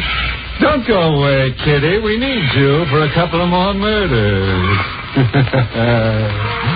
Everett's dead, you know. That's what he gets for letting a black cat cross his throat. Say, how do you like that Valerie? She's some wife, huh? Nagging her husband right to the grave. The same one she's in. Well, Valerie's sore about that last phone call she made. The operator said to her, 5 cents for the next 5 murders, please. Now, let's get back to our frightened friends on that Florida island. She meant to kill me, Carol. She mistook Everett for me. Arthur, please. How is he, Vincent? He's dead. Oh, no. It's as if his throat was torn open by a wild animal. I told you she was more animal than human. She and that cat, they were in here. Carol, you'd better not touch the body. Oh, leave me alone. You've done it up already. What's that supposed to mean? You know exactly what it means, Vincent. And when the police come, I'm going to tell them how you ran away from me out there in the fog. I didn't run away from you. I thought you were behind me when I came back to the house. You're lying. Just a moment, Carol. What is it? The cigarette lighter that Everett had in his hand is missing. What cigarette lighter? You know the one I mean. The one that was found in the water near the boathouse. I haven't the faintest idea of what you're talking about. I have. Arthur, you'd better search him. Now, look here. If you're as innocent as you claim to be, Vincent, you shouldn't mind. All right, then go ahead and search. I will after I make this call. Whom are you calling? The police. Can't understand why they haven't gotten here yet. It's almost 10 o'clock. Hello. Hello, operator. Will you please connect me with police headquarters and hurry? Do you think you've been calling the police department all this time, Arthur? No. Yes. Valerie. We're still here. It's 10 o'clock, Arthur. You have just 4 more hours.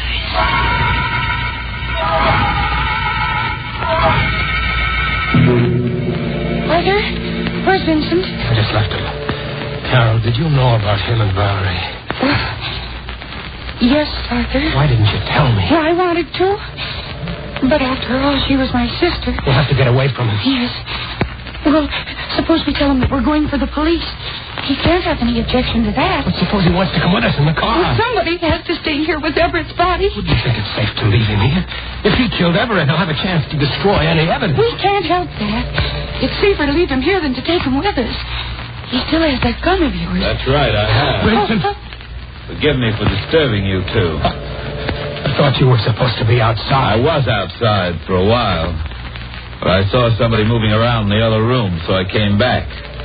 When I got to the other room, I found Everett's body missing. What? Everett's body is gone? Vincent, you were in that room before alone. So was Carol after I left. Weren't you, Carol? Oh, I can't remember. I may have been. You were there alone, Carol. I remember. Arthur, you walked with me to the front door. When I left the house, the body was still there. After that, I don't know what happened. But perhaps Carol does. What are you driving at? What do you think I'm driving at? You mean that I did something with Everett's body? Draw your own conclusions. I've drawn mine. How dare you imply such things? I won't listen to another word of such talk. Not another word. Well, Arthur, what do you think? I don't know what to... I'm going out of my mind. I don't know where to turn, who to trust. You can trust me. I wish I was sure that I could. Oh, of course you can. Now, come here, Arthur. Don't you see? The one who hopes to kill you is trying to break you down first. Now, for your own sake, you mustn't give in. I don't know who's behind all this, but I do know this. It's all part of a plan to destroy you little by little. Don't you see that now? Nothing makes Now, sense. you listen to me, Arthur, and listen to me well, because there isn't a great deal of time left. We've got to get away from Carol while there's still time, while she's not here. Why? Can't you see she's trying to kill you? Why? Yes, don't be a fool. Carol is the one who lied to you. She and Everett both. They intended to murder you, but in the darkness and the fog, Carol made a fatal mistake. She thought it was you she was killing, not Everett. No, that was Valerie in the room. A human animal was there. You saw the claw marks on Everett's throat. That could be accomplished with an iron claw. Valerie is dead. What makes you so sure of that? I know she's dead. They never drove across that bridge at 9 tonight. They've been here on the island all evening. How do you know that? I know that because we saw that bridge with our own eyes. And I saw it again just 10 minutes ago. It's still down. You're just saying that. Come on with me, Arthur, and you'll see for yourself. No, you're trying to get me out of the house, out into that fog with Valerie. Will you stop being an idiot? Here. Take this gun. That'll make you feel any better. Take it and hold it in my back while we're outside. Now, let's get away from Carol while there's still a chance. All right. Give me the gun. Here. Now, keep in front of me all the time. And I'm warning you. If you make one false move, I'll kill you.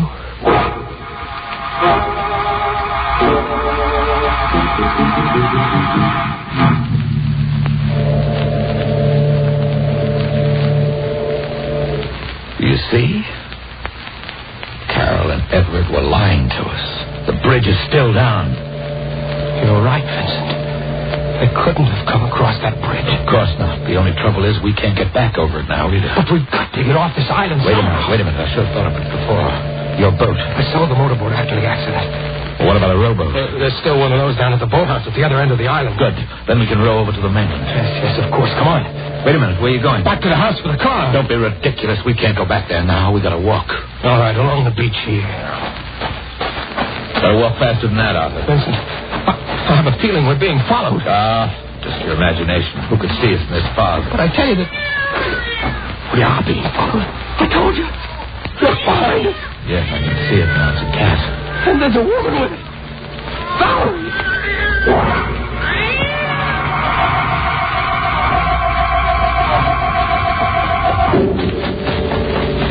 We've lost them, Arthur. They can't be far behind. Doesn't make any difference now. There's the boathouse just ahead. The boat? It's not at the land. Well, it must be. You can't see it because of the fog. I can see it isn't there. All right, then we'll hide in the boathouse till morning. You can't hide from the dead. Oh, will you please stop that nonsense? We're dealing with somebody very much alive. You've still got that gun. You can't harm the dead with a gun. Come on, we're going inside. The door's locked. I didn't lock it. This boathouse has never been locked before. All right, wait here. I'll break through the window and come around through the inside. There, just wait for me and I'll unlock the door. They're coming, Vincent! Hurry! Now, come on inside, Arthur. Better lock the door. Yes. Arthur, we're in luck. There's a phone here. Oh, that's right, I forgot. Maybe it hasn't been disconnected like the other one. I'll try it. Hello, operator. Hello, Arthur. It's 11 o'clock, Arthur. Just 3 more hours.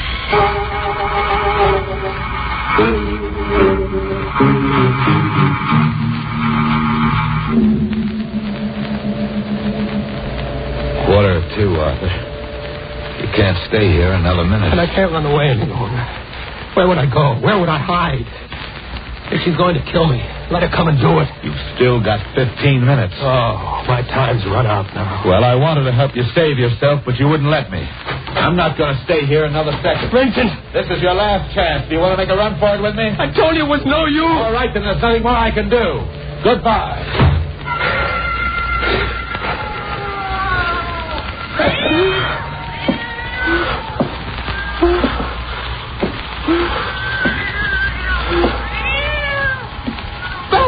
Yes, Arthur. I've come for you. Valerie, please. You know why I've come. don't you? Please, don't come any closer. You hated me so much. Couldn't even wait until death came to me naturally. You knew how much I hated water. How much I was afraid of it. Stand where you are. Don't come another step. You despised me because your bullets can't harm me. There's no way you can harm me anymore because I am dead. But I can harm you. Valerie, forgive me. Valerie, please forgive me. I was sorry as soon as I threw you off the boat, but it was too late. I dived into the water to find you, but I couldn't. I tried until my lungs almost burst. Please forgive me. Why didn't you tell the police? I wanted to live. Well, now it doesn't make any difference. You're wrong about that, Arthur. It makes a big difference to us. What are you doing back here? I was listening outside to your confession. Confession? Thank you, Miss Mason. That'll be all. Yes, sir. Miss Mason? The fog outside and this dim light in here helped her disguise.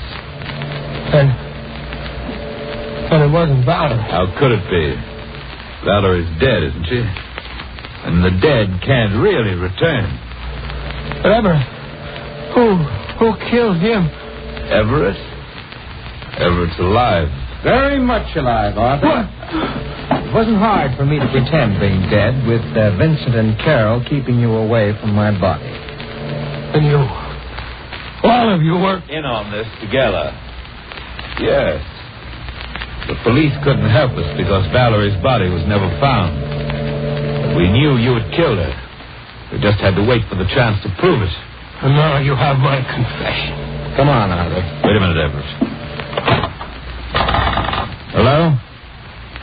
Hello, Bennett. It's all over. Yeah.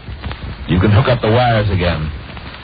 And Bennett, you'd better get to work on that bridge right away.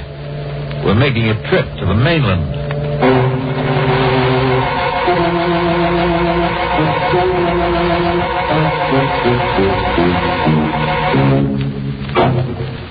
It's an outrage.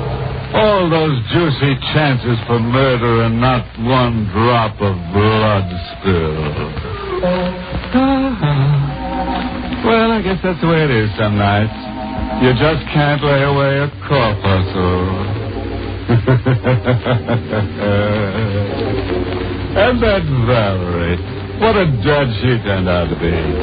Didn't even have enough courage to step out of her grave. Confidentially, though, the reason is Valerie doesn't like to be seen in shrouds. Oh, no, there's no moral to this story. Just the ugly fact that when you're dead, brother, you're dead.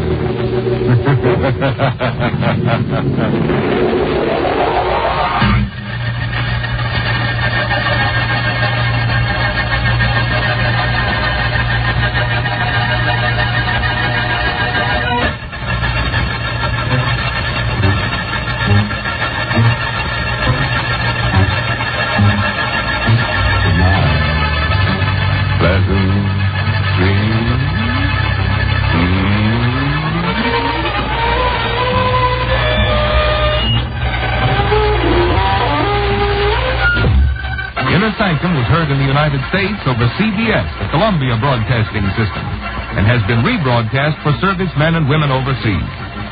This is the United States Armed Forces Radio Service, the voice of information and education.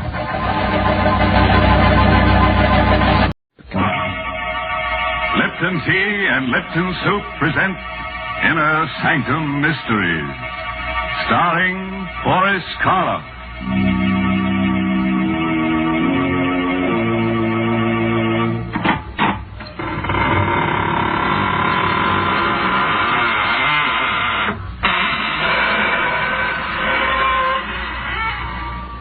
Good evening, friends of the Inner Sanctum. This is your host, Welcome again through the squeaking door to another session of mystery, murder, and madness. Oh, excuse me if I don't get up, but I'm all worn out. Yes, I've had a hectic few days with an old friend who just blew into town. He's one of those earnest souls who insists on doing everything for himself. Consultations with the monument makers, the grave diggers, fittings at the coffin makers.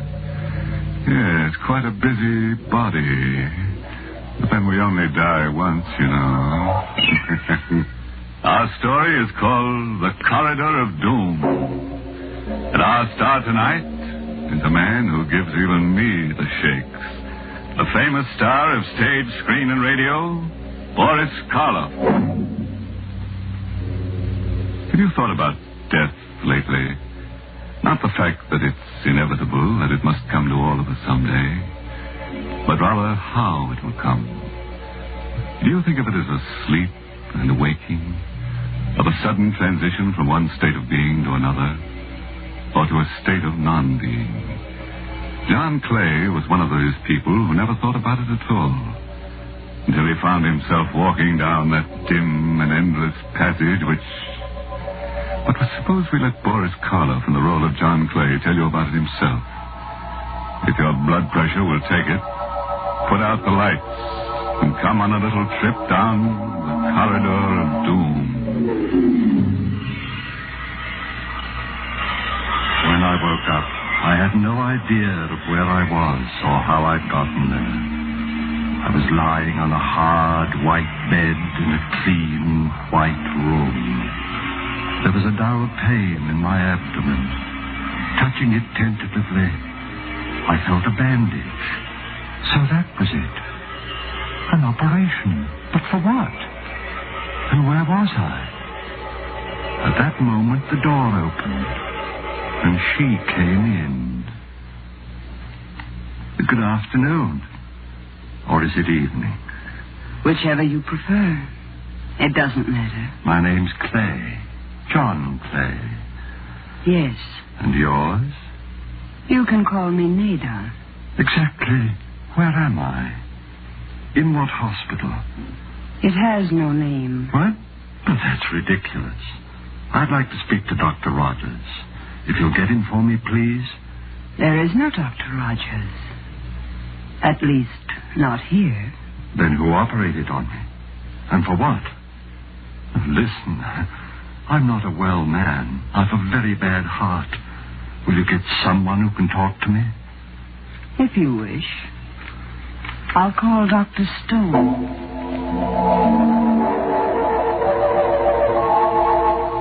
A chill crept through my bones. It wasn't cold. It was fear. Unreasoning and abysmal fear. The door opened again, and there stood a heavy-set man, his hair flecked with gray, and with him, my son-in-law, Alex Bartlett. Alec, I can't tell you how glad I am to see you. Hello, Father. But why are you standing out there? Why don't you come in? Oh, no. No, I shouldn't advise it, Mr. Clay. And why not? And why? Oh, was it you who operated on me? Yes. I'm Dr. Stone. Why wasn't Dr. Rogers called in? He's taken care of me for years. There wasn't time. It happened during the night. Acute appendicitis. And even as it was... Even as it was? What? And why are you dressed that way, Alec? All in black. Well, it's customary. After all, you are my father-in-law. Of course I am, but... Now, look, Alec. You've got to stop being so mysterious. You know about my heart, what any sudden shock will do. I don't think you need worry about it anymore, Mr. Clay. And as far as the mystery is concerned, this initial period of adjustment is always a little difficult.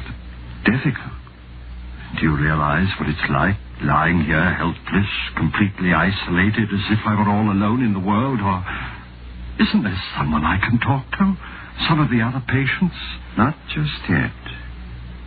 When the time comes, you'll meet them. But, look, Doctor, I can't stand much more of this. I can't. If I don't find someone who really cares about me, who'll treat me like a normal human being... My dog. How about my dog?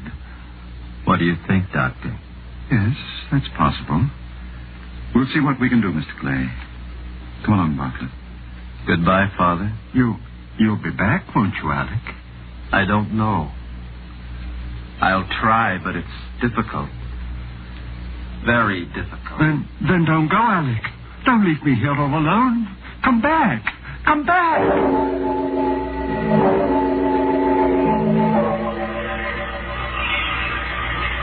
I waited and watched and waited. Then the door opened and there was the doctor again. There was a small, thin-faced man with him this time, wearing the white coat of an orderly and carrying a black box with a handle. My dog. You brought my dog. All right, Martin. Give it to him. Yes, sir. Thank heaven, now at least. Come on, Carrie. Come on, boy. Get up. Wake up.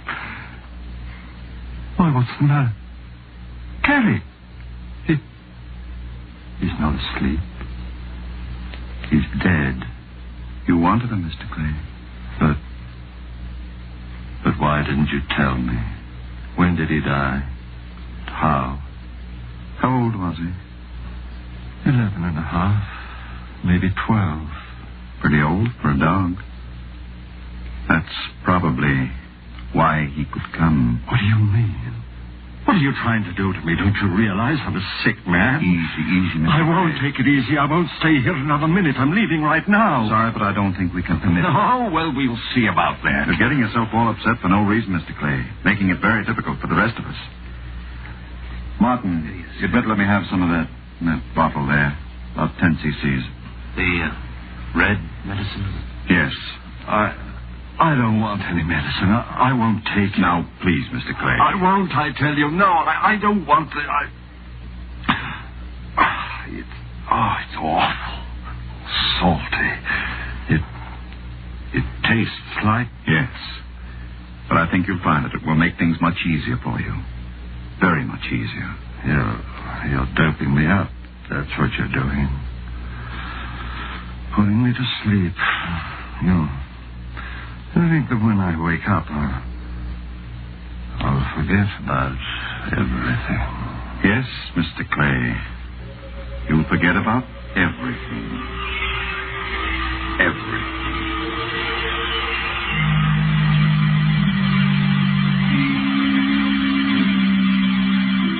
I was somewhere deep down under the earth. It was a passageway, stone-flagged and with stone walls, and I was walking slowly down it in my bare feet. I could feel the chill of the cold stones through the thick layer of dust. The passageway stretched ahead of me endlessly.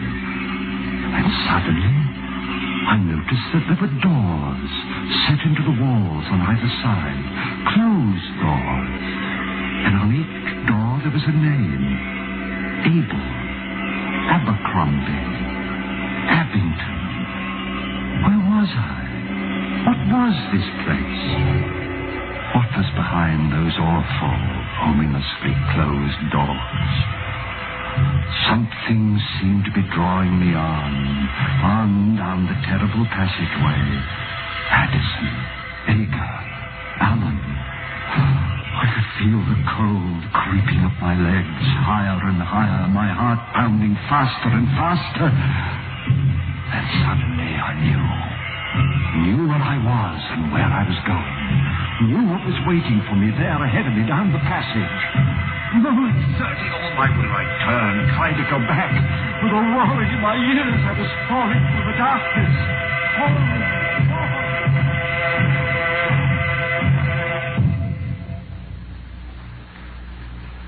When I opened my eyes, I was in that cold, white room again, clutching the blankets with trembling hands.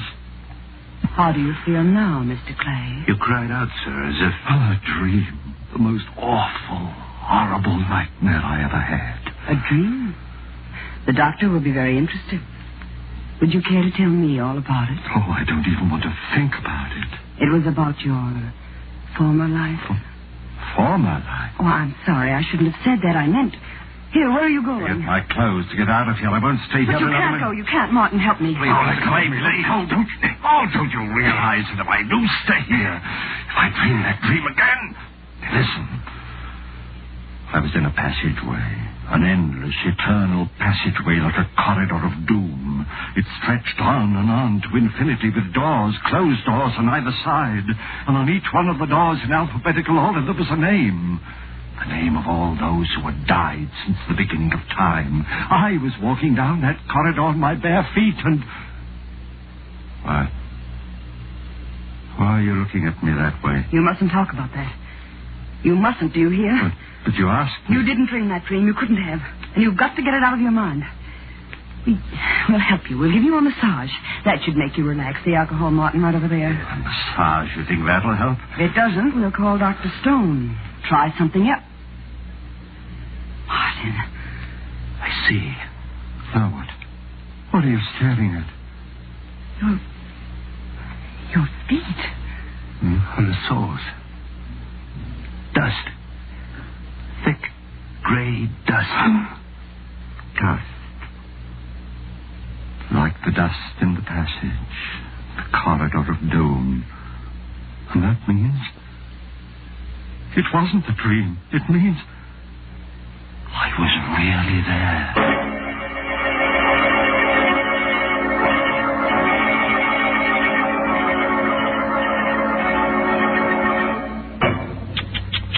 Dirty feet on those nice, clean sheets. No wonder our friend the nurse seemed so upset. Or was that the reason? Maybe she was just disappointed that he still hadn't told her about his operation. Yes, that always has them in stitches. Great big stitches. Like the ones they take in a shroud. Well, now I think it's about time to take another little walk. Yes, down the corridor of doom with our star, Boris Karloff. And by the way, don't be concerned about getting too tired, because you'll only have to walk one way. That's the nice part of a trip like that. You don't have to worry about coming back. I lay there, staring down at my feet. No, it had not been a dream. But there, on my feet, was the thick, heavy dust from the corridor of doom. I had been there, walking down its awful silence, not in my mind, but in the flesh. My heart clenched like an icy fist that I threw the blankets aside, started to get up. Mr. Clay, what are you doing? Where are you going? Let me go. But you can't get up. You can't leave. Oh, let me go. Quick, help me. Please, Mr. Clay. Oh, for heaven's sake, let me go. Don't you realize what this means? If it wasn't a dream, and if I stay here, go down to that horrible place We've got to make him quiet down. Some more of that medicine, Martin. Another 10 cc. Right. Oh, no more of that. Here, Mr. Clay. You must take it. You must. It will make you sleep. Sleep so soundly that you won't be able to go down there again. No, but... All right. Give it to me. Here. You stay here, Martin. I'll go get Dr. Stone and tell him. Better, Mr. Clay? I don't know. Color. Dark red. Taste. It's like... Yes, I know. And it makes me sleepy. My eyes get heavy and... Have you been here for a long time, Martin? No, not long. What is it like outside of this room? It's strange. Like no place else. And the other patients, what are they like? They're strange, too. Listen, Martin. I'm a rich man. You're the only friend I've got here. You've got to help me. Whether you're rich or poor doesn't matter. As for helping you, that's what I'm here for. You've got to stay here. Watch me. Every minute. My heart. I don't think it'll stand much longer.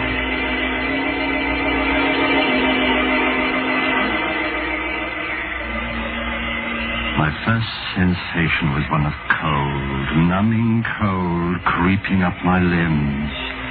I reached for the blankets, couldn't find them. And I opened my eyes, and I was there again, back there in that awful endless passage, that corridor of doom. The same stone wall, stone floor, covered with a thick layer of dust. The same doors with a name on each one, on both sides of me.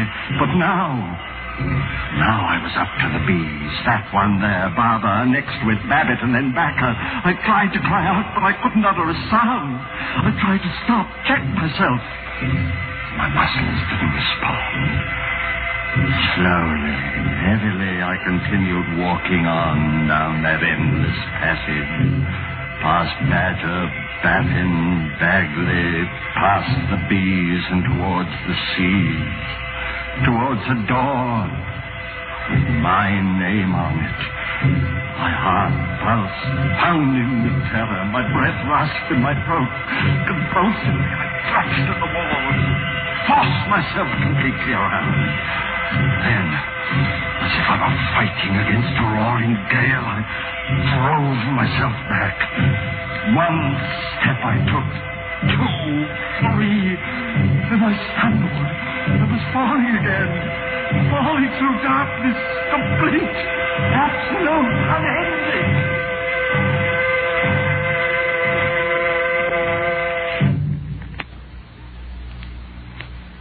Even before I opened my eyes, I knew where I was. Back in my room, the sheets crumpled in my sweating hands. I lay there for a moment. I knew that this was my last chance. Slipped out of bed, tiptoed to the door of the room, opened it a crack, and peered out a hospital corridor. And sitting at a desk halfway down it, the nurse. Could I slip past her? Then on a table next to the door, I saw the telephone. A telephone! Now I could get help. With someone who would save me, take me out of this place. Picking it up quietly, I dialed my daughter's number, Alec Bartlett's wife.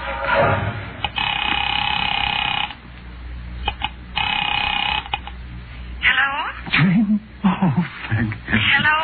Jane, it's your father. Listen, you've got to help me. You've got to come and get me. I'm at the hospital. Alec knows where. Hello, is anyone there? Yes, can't you hear me? Didn't you hear what I said? It's your father and... Jane! Hung up. I heard her, but she couldn't hear me. Something wrong with the phone, her phone. I've got to get hold of somebody, but who? Dr. Rogers? Oh, might be out. If they come in while I'm phoning... Oh, I know, of course.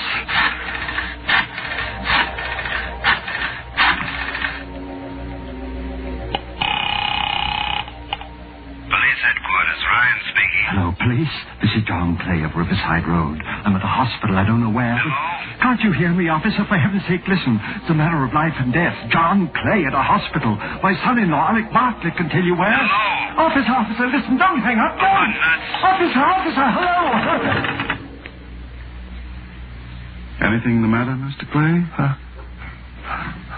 Dr. Stone, your telephone, there's something wrong with it. No, Mr. Clay. There's nothing wrong. Not with the telephone. That I tried to make 2 calls.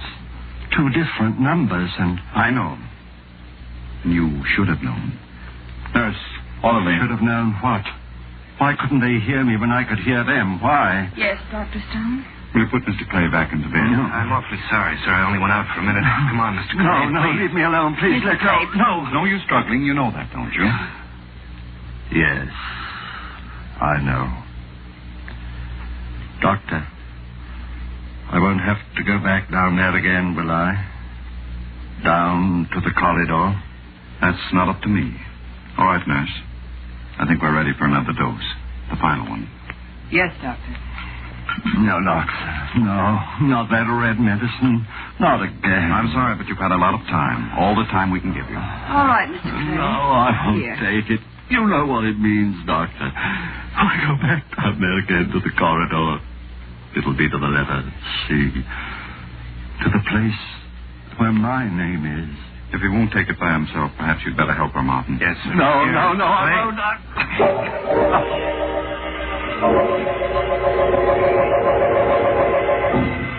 Again, I knew where I was before I opened my eyes. I could feel the dust under my bare feet, and through the dust, the biting chill of the cold stones. I was there, back in the corridor, walking down its silent length past the blank, closed doors. For the names on the doors, now they were all C's. Cabot, Cadden, Cahoon. On I walked, the beating of my heart, the pounding of my pulse loud in my ears. On down the passage, no longer even trying to fight against what I knew was inevitable. On past Cameron, Chelsea, Chiswick, and then, suddenly, terribly, one door. A door with my name on it, gaping, waiting for me. I tried to stop, to turn, but my legs carried me forward. I was but 2 doors away. I could see into it now, see that it contained nothing. Absolutely nothing, not even a coffin. Just stone walls and a flat stone slab. I was turning to step over the threshold. When in last convulsive effort, merciful heaven, help me, save me.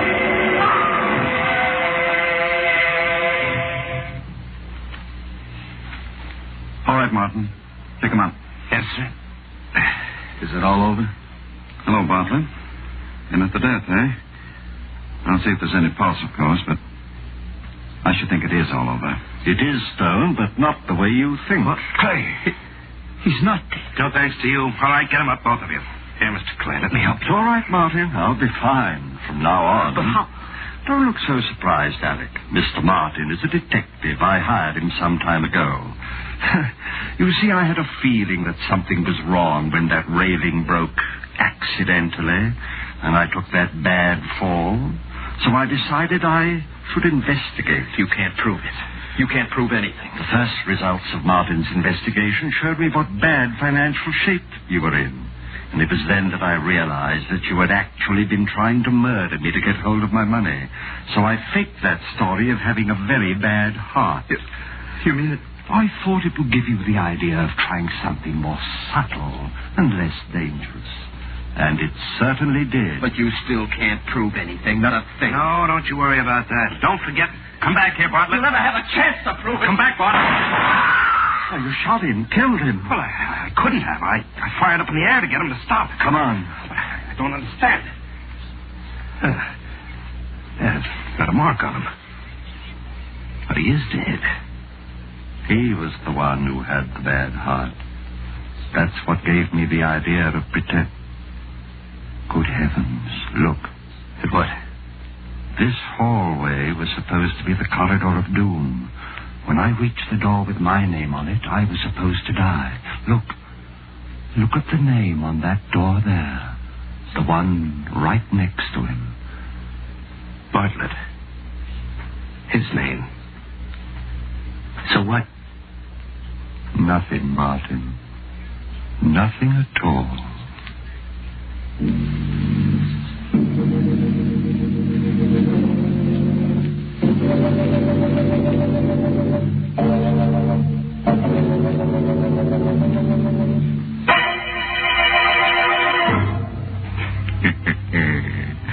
Now, where do you think old Dr. Stone got the idea for that little alphabetical graveyard? That's right, for me. Huh? You don't believe me? Then come on home with me tonight, and I'll show you the one in the cellar of my house. What's more, I'll show you a door and a neat stone slab with your name on it.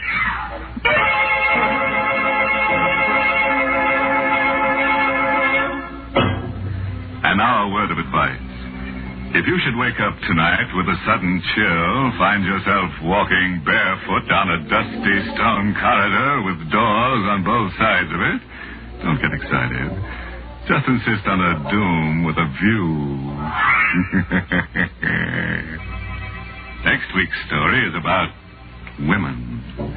Yes, 2 women who like to be treated rough. Choke 'em to death, shoot 'em, murder 'em. They'll love you for it. And who do you think is going to be their boyfriend? That's right. Boris Karloff. Boris Karloff will be with us again next week Because who else could love such women? So, if you're in a tender mood, tune in next Tuesday. Until then, good night. Pleasant dreams.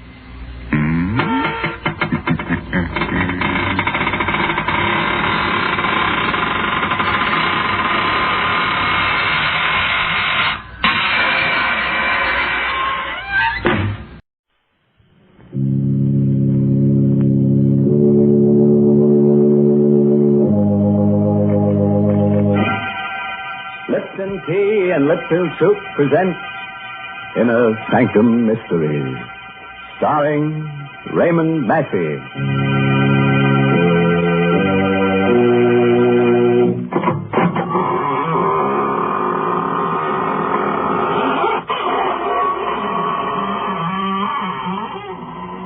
Good evening, friends.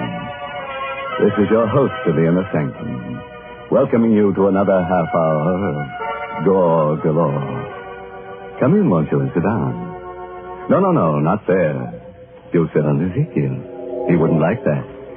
Besides, you probably find him pretty cold. We've been keeping him on ice for about 6 months now. What? That noise? Oh, that's just his teeth chattering. No, not because he's cold, but because he's just finished going over tonight's story and... Well, I guess you could call him a scared stiff. Goodness, is the story really going to be so scary? Do you mean that lots of people are going to be murdered? Yes, Mary, but don't worry. We're only killing people who've never been killed before. Well, I guess then that all the characters in the story will need plenty of Ho Suet. Ho Suet? What's that? Chinese for Lipton tea? Well, you're half right. It's Chinese. Ho Suet means good luck. And that's what it says in Chinese characters on the sterling silver medallion that the Lipton people are offering to the ladies. Yes, ladies, the medallion is a Chinese good luck charm. But more than that, it's a really lovely piece of jewelry. It's made of solid sterling silver, and it's hung on a narrow black rayon satin ribbon. That's the fashion this year, you know. Yes, this handsome medallion is the kind of jewelry you find at those smart shops on Fifth Avenue in New York. And to get it, all you have to do is to send 25 cents and the box top from a package of Lipton's, the tea with the brisk flavor, to Lipton Tea, Box 92. That's Box 92, New York City. All right, friends. Now get ready for a surprise. Tonight's story is called Death Across the Board. It's an original radio play by Robert Newman. And our star is that famous dramatic actor of stage and screen, Raymond Massey, who will play the role of John Strand. Do you like to play games? Your life, and even your soul on one throw of the dice or the turn of a card. You don't care for such high stakes, eh? Well, did it ever occur to you, by living, you're playing such a game, and that your opponent was death? Tonight, I'm going to tell you a story about a man who sat in death's place, playing with human lives, and of what happened to him. It is about 10 o'clock on a sultry summer evening, and Dr. John Strand is standing in front of the window of a pawn shop in the oldest part of the city. On a sudden impulse, he pushes open the door. Good evening, sir. Good evening. Is there anything I can do for you? No, thank you. If you don't mind, I'd just like to look around. By all means. I just thought if there was something in particular. Oh, I really didn't have anything special in mind. I just thought... Hello. Ah, my chess set. Yes, a very interesting set. And a very interesting game you're playing. My dear sir, you have no idea how interesting. Whose move? White's. Then White should win in 6 moves. That, sir, is very much open to question. Well, perhaps we can play sometime. How much for this set? Not for sale. Oh. Too bad. Yes. However, if you're interested in chess and chessmen, I know of a set that I think might appeal to you. It's an Arabian set. 12th to 13th century ivory. The white pieces are Saracen warriors, and the black pieces are crusaders. Do you have it here? Unfortunately, no. Not very far away. If you thought you'd like to see it. Well, if it's not too outrageously expensive, and you're sure it's no bother? My dear sir, don't give it another thought. I'll be most anxious for your reactions, even if you don't buy. The address is 2311 Place. It's down 2 blocks, and 1 to your right. Go up 1 flight and ask for Felix. Tell him that Raphael sent you. 23 Vallon Place. Up 1 flight. Ask for Felix. I'll phone him and tell him to expect you.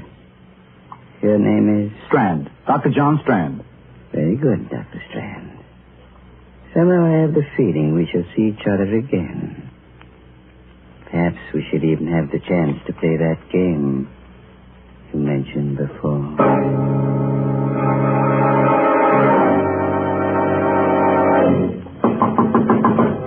Who's that? Who's there? Felix? I said, who's there? My name's Strand. Raphael sent me over here. He said he'd phone you and... Just a second. How do you do? I hope I'm not disturbing you. Okay, come on in. And stick 'em up. What? I'm afraid there must be some mistake. Sure is, Bob, and you made it, thinking you could come here and take me this way. But this is ridiculous. I said stick 'em up. Keep 'em up or I'll let you have it right now. What for? Because I said so, that's what for. Let go of me. Let go. Drop that gun. Oh, drop it, you hear? Fire it. Sure, let you have it right away. Oh. Okay. Now get up and tell me what this is all about. I said get up and... Felix. Dead. He's dead.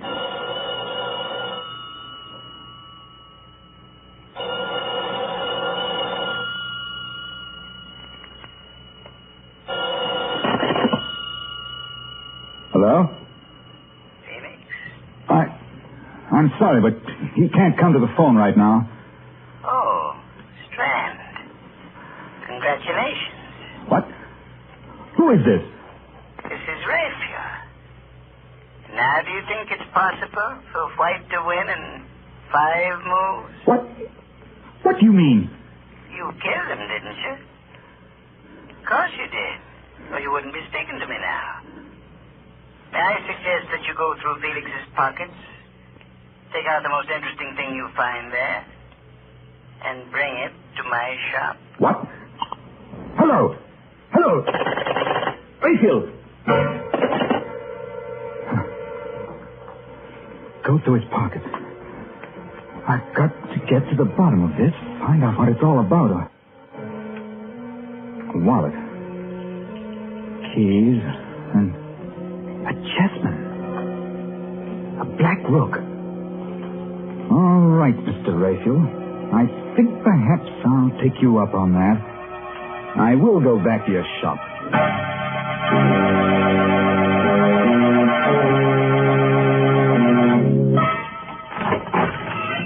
Good evening, sir. Can I help you? Yes. Where's Raphael? Oh, I'm sorry. He's not in right now, but are you Dr. Strand? I am. I'm Alice Hines. He must have been expecting you. He asked me to give you this. What is it?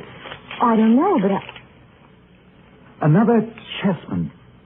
A white knight. Oh, yes. Mr. Raphael is quite a chess player. He's more than that. He's a murderer. What? What do you mean? He sent me to see someone, a man named Felix, to look at a chess set. When I got there, he pulled a gun on me and...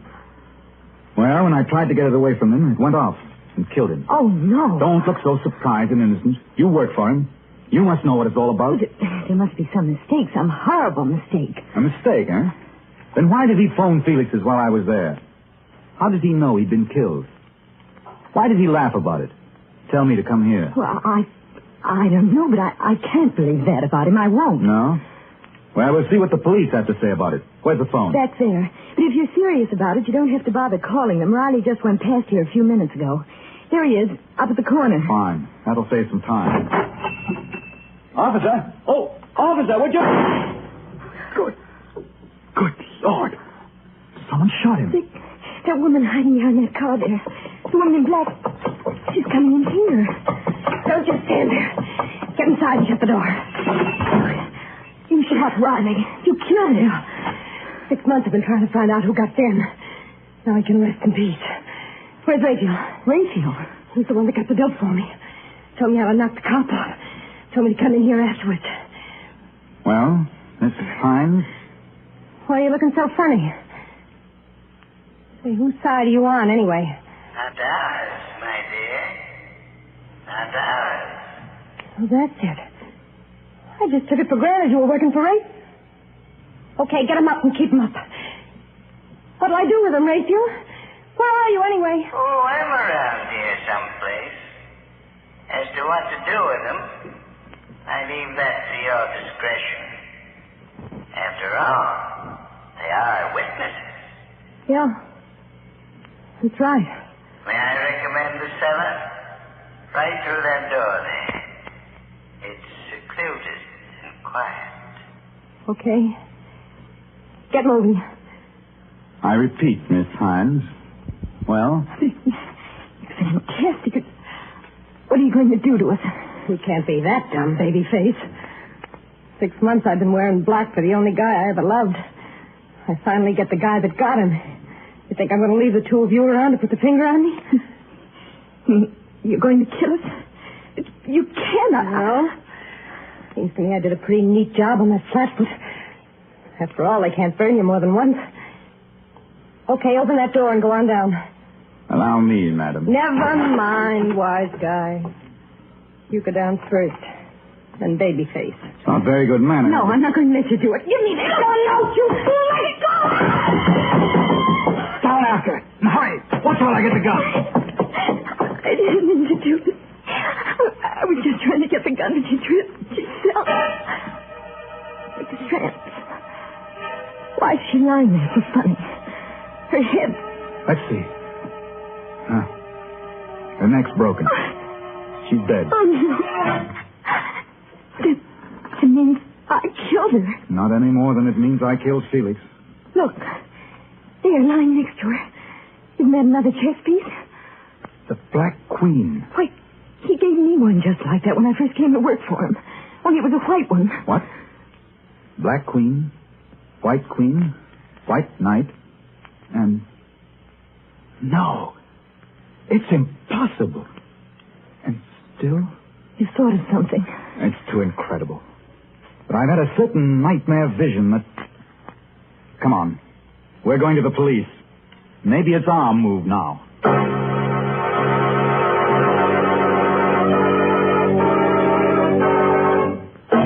Well, live and learn. I always had an idea that I wouldn't like chess, that it was a pretty slow game. But here we've only been playing for about 15 minutes, and we've chalked up 3 corpses already. Yes, this kind of chess is just like a divorce. Why? What do you mean? Well, it's a good way to get rid of your wife. That is, if she's a stale mate. Well, I assure you, most men don't want to get rid of their wives. Is that so? Didn't you tell me that a man had written in to ask for that Lipton sterling silver medallion on the black ribbon? Yes. And didn't he say he wanted to put it around his wife's neck as a choker? Oh, dear, you don't understand. A choker is just one of the ways in which you can wear this medallion. Of course, you can also wear it as a necklace or... Well, here's what one of our listeners says she does. I put the medallion on my charm bracelet. I just took it off the narrow black rayon satin ribbon on which it's hung and then slipped it on my bracelet. The medallion was just the right size. Yes, ladies, and no matter how you wear it, the medallion is really a smart piece of jewelry. It's made of solid sterling silver, and it's about 1 inch in diameter. So send for your medallion tonight. The Lipton people are making it easy for you to own one. Just send 25 cents and the box top from a package of Liptons, the tea with the brisk flavor, to Lipton Tea, Box 92. That's Box 92, New York City. It's better right now, friends, while your hands are still steady enough to address the envelope. Well, let's go back to our game of chess. And our star, Raymond Massey, who's playing the role of John Strand. It's about a half hour later now. Dr. Strand and Alice Hines are sitting in a bare, quiet room, the chief's office at police headquarters. For the past 10 minutes, Strand has been talking steadily, describing everything that has happened. So you each bumped someone off, eh? And you've come to give yourselves up. We certainly did not come here to give ourselves up, Chief. I told you that in both cases it was self-defense. We're here because there's a madman loose, a homicidal maniac. And you... guy that just goes around bumping people or rather gets other people to do his killing for him. No, there's more to it than that. Much more. Yeah? What? It just came to me a little while ago. There was something strangely familiar about this Raphael, and... Did you ever hear of Raphael Norbert? No. He was one of the greatest chess players the world has ever known. About 5 years ago, he disappeared. Well, he's playing another chess game now. The maddest game that ever was. Is there a map of the city around? Right there on the wall. Let's see. Now, here's Raphael's shop. And... Yes, this would be it. This section of the city here is 8 blocks each way. This is his chessboard. And human beings, people like Alice and I, are his chessmen. What? John. I know it sounds fantastic, but I think it's true. When he sent me to Felix's, he told me to go down 2 blocks and 1 to the right. That's the move of the night. In other words, he had cast me as one of the white knights in his crazy game. Alice was the white queen. He himself was the black king, and so on. He just lined up all these people. Said, you play this piece, you play that, no. And... That was the beauty of the game. The fascinating, exciting part to him. No one knew that they were playing in it, but he. For instance, Felix didn't know that he was a black rook any more than I knew I was a white knight. But his black pieces were all criminals of some sort who wouldn't hesitate to kill. And it was by killing that one piece took another. You see, that was the ultimate refinement. The thing that made this the greatest game Norbert has ever played. He could plan a move, but he had no way of telling which piece would take which. For instance, I killed Felix instead of his killing me. In other words, he was not only playing his game against law and order, against society, but he was matching his brains against that of every piece in the game. Against law and order, eh? I got this in the mail a couple of weeks ago, without any letter or anything. How would it fit in with your theory? The White King. Of course. He's cast you in the role of the White King. In other words, he's playing this game principally against you. Now do you believe us, Mr. Adams? Do you? I don't know. It's possible, I suppose. We've been having a funny kind of crime wave lately, killings without any apparent motive. Hello? Hello, Chief. Valenti speaking. I'm down at the corner of 3rd and Sycamore, and there's something kind of screwy going on. Hello, Valenti. What's the matter? One of our detectives calling from 3rd and Sycamore. Said there was something screwy on, and then, well, it sounded like somebody got him. I'll make sure about this before you answer, but would this be part of what you were talking about? Let's look at the map again. 3rd and Sycamore. That would be in the area that's Raphael's chessboard. Yes, I think it is. Okay, come on. We're going down there.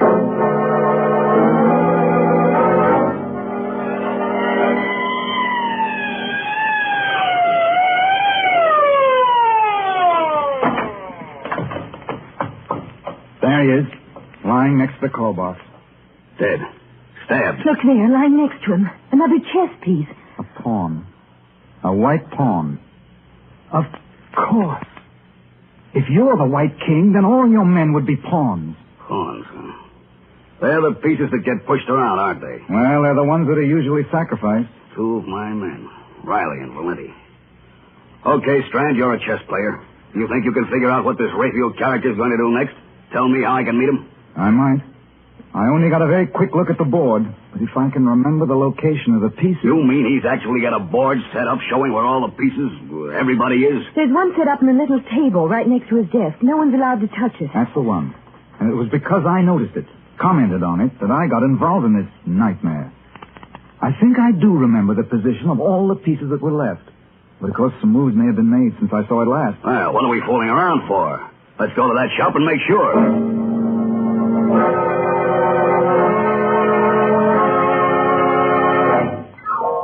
All dark. Doesn't look as if anyone's in the store. Locked, all right. You got a key, haven't you, Alice? No, Raphael never gave me one. He always locked up himself. Well, what do we do? 2 of my men killed and you ask me something like that. Look out. Okay. Where's the light? Right here. There's the chessboard over there. I know. Let's take a look at it. This all there is to the place? Except for the cellar. He must still be down there. That woman in We'll black... go down there later. Well, Strand? Well, at the moment, Black seems to have the edge on us. Several moves have been made, and we've lost several pieces. But we've still got a fair chance... The chance... winning that game. Where's this Raphael guy, the Black King? What's he going to do next? Just give me another minute or two, will you?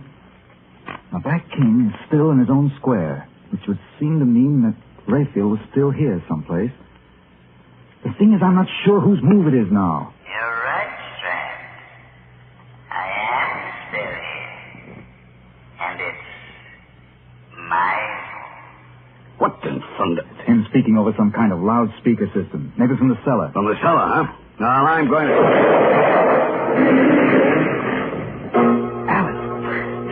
Alice, where are you?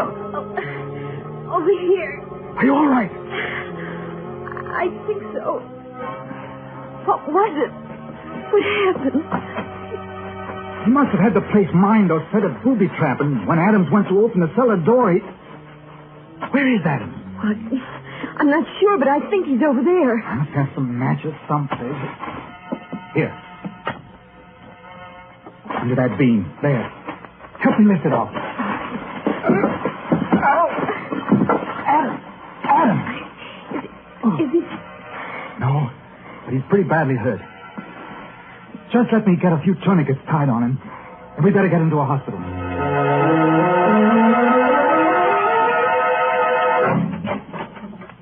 This way. The emergency ward's right in there. How do you know? Well, I ought to. I interned here. Funny. There's no one around. Well, let's put him right there, on the table. Gently. That's it. Hello? This is Dr. Strand speaking from the emergency ward. I've got a very severe accident case here. Is there anyone around who can take care of him? What about surgery? Crandall? Oh, fine. Will you ask him to get down here as soon as possible? Thanks. The chap I used to know is just finishing an operation. He'll be down in a few minutes. Will there still be time? Yes, I think so. We'll have to give him a transfusion once we get him patched up. I'll start scrubbing up myself in case Crandall needs a hand. Isn't there anything I can do? Just keep your eye on him, the tourniquets particularly. It'd be too bad if he lost any more blood. Right. But still, I'm conscious that... Oh, hello, Crandall. That was quick. Awfully glad you were here. It's a pretty serious case. Adams, the chief of police. An explosion. Oh? If we don't work fast, we may lose him. Shock. Possible concussion. Right axillary artery severed. I got a tourniquet on. I'll be finished scrubbing up in a minute and give you a hand. Take your time. No hurry. I'll just... What are you doing? Removing the tourniquet. Wait, I'm not ready with the ligatures yet. You're not Crandall. You're Rachel. Right, Strand. Raphael Norbert. Dr. Crandall is still in surgery. Locked in, as a matter of fact. I put on this mask and gown not because I thought it would fool you. Because, somehow it just seemed appropriate. But it can't be you. You were in the shop. No, Strand. You're thinking of my voice. It was coming over a loudspeaker system from next door. If you're thinking of my position on the board, you forget. I hadn't made my move yet. Raphael, I don't know why you've done all this, and I don't care why. But you've got to let us do something about Chief Adams. All that blood he's Yes, losing. Rachel, for heaven's sake. Now don't move, either of you. But when I have to shoot, I sincerely hope it won't be necessary. After all, when the chief of police dies, the game will be over. And the most interesting game it's been. But haven't there been enough deaths? You're very sentimental, my dear. I'm afraid you never would make a good chess player. Pieces have been taken, that's all. Raphael, suppose we just give up. Say you've won. That's right, Raphael. We'll siege the game. But let me do something about Adams. There's still time. I've got everything ready here. All the instruments. No, Strand. This is one game I won't have ceded. But I insist on having played out to the last move. That's the way you want it. All right. If I'm not mistaken, it's my move now. My eyes. I can't see. The formaldehyde won't help them any. Here's his gun, Alice. Watch him while I get these tourniquets back on Adams. You think you can still see? Yes. His pulse is weak, but I think we can still save him. Devil's man. As for you, Raphael, you made one bad mistake. You forgot that 3 of us came to your shop. The White King, White Queen, and White Knight. That would put you in check. Well, Strand, I felicitate and congratulate you. If I'm to lose, I prefer to lose in my own way. Watch it! Oh, he went through the window. There's a railroad underpass right outside. A drop of about 60 feet. I think that's game, match, and tournament.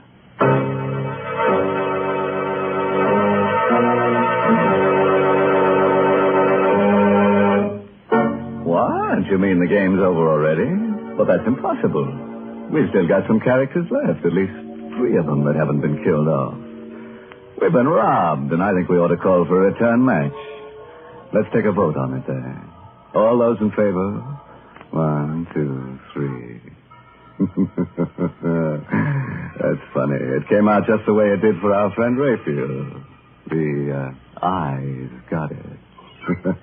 Heavens, let's not have another game of chess. Yes, Mary. Now do you see why they call the pieces chess men instead of women? Oh, this game's too rough for women. It certainly is rough.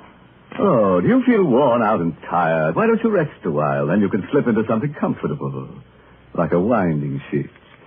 And if you want to be really fancy, you can put on your sterling silver medallion. What? You have no medallion?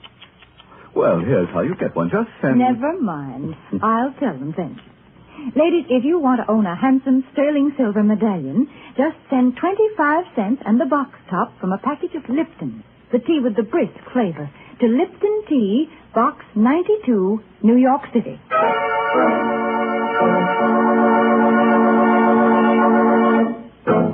Before I say goodnight, a word of advice. If you should ever get into a chess game with a stranger and you happen to notice that he's got a meat axe on his lap, don't get up and run. Just make sure that there's someone else around to help pick up the pieces. Oh, by the way, this month's Inner Sanctum mystery novel is Lay That Pistol Down by Richard Powell. And oh yes, let me tell you about next week's Inner Sanctum story. Directed by Hyman Brown and brought to you by Lipton Tea and Lipton Soup. Next week's story is about a picture that kills everyone who owns it. It's a masterpiece of murder. Yes, just as soon as a man hangs up this picture, the vice versa happens. The picture hangs him. And now it's time to close the squeaking door until next Tuesday. So... good night. Pleasant dreams.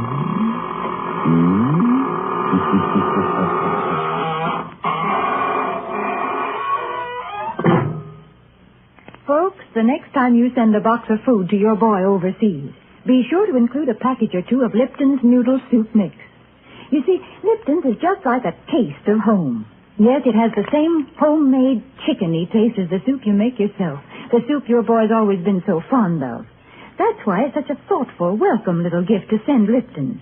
And as you know yourself, Lipton's noodle soup makes a grand snack. So remember, send a package or 2 to your boy. And remember to tune in next Tuesday night for another Inner Sanctum mystery. This is CBS, the Columbia Broadcasting System.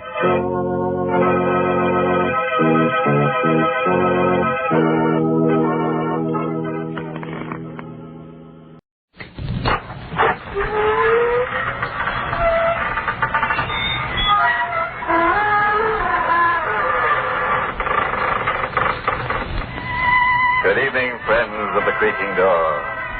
This is your host to welcome you once again into the Inner Sanctum. Come on in for the crime of your lives and meet one of the illustrious inmates from our Who's Who. This cadaverous cut-up is Mr. Seymour Blade. His wife had a tiff with him and punctuated it with a kitchen knife through the middle, which is, of course, one way of making your point sting.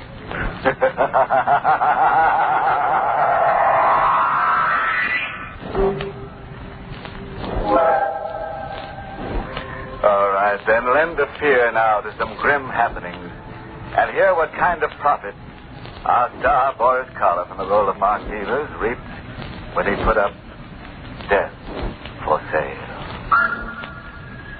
The ashtray in the reception room is stuffed with half-smoked cigarettes.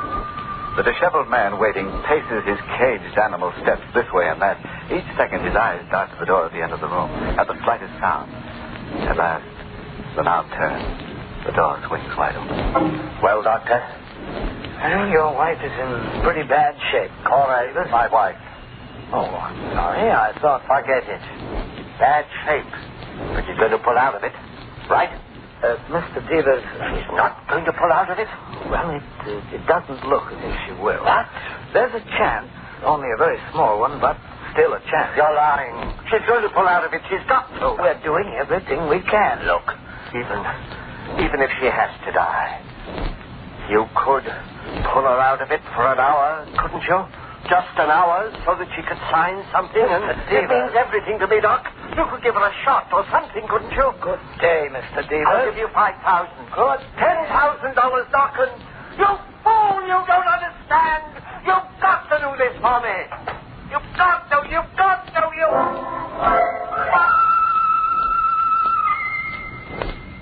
The doctor doesn't understand. He'd do the same in my case. So would you, so would anybody.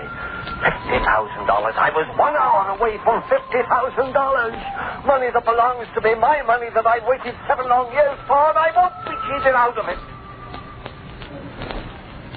7 long years. It all seemed so simple then, so sure. We had a perfect plan for $50,000, and nothing was going to keep us from it, and nothing did. Up to 3 weeks ago. That was when Cora called me at the office. I just thought she was imagining things again as she had right along. I told her so, but she said no. This man was watching her night and day. He is, Mark. He's outside the house right now.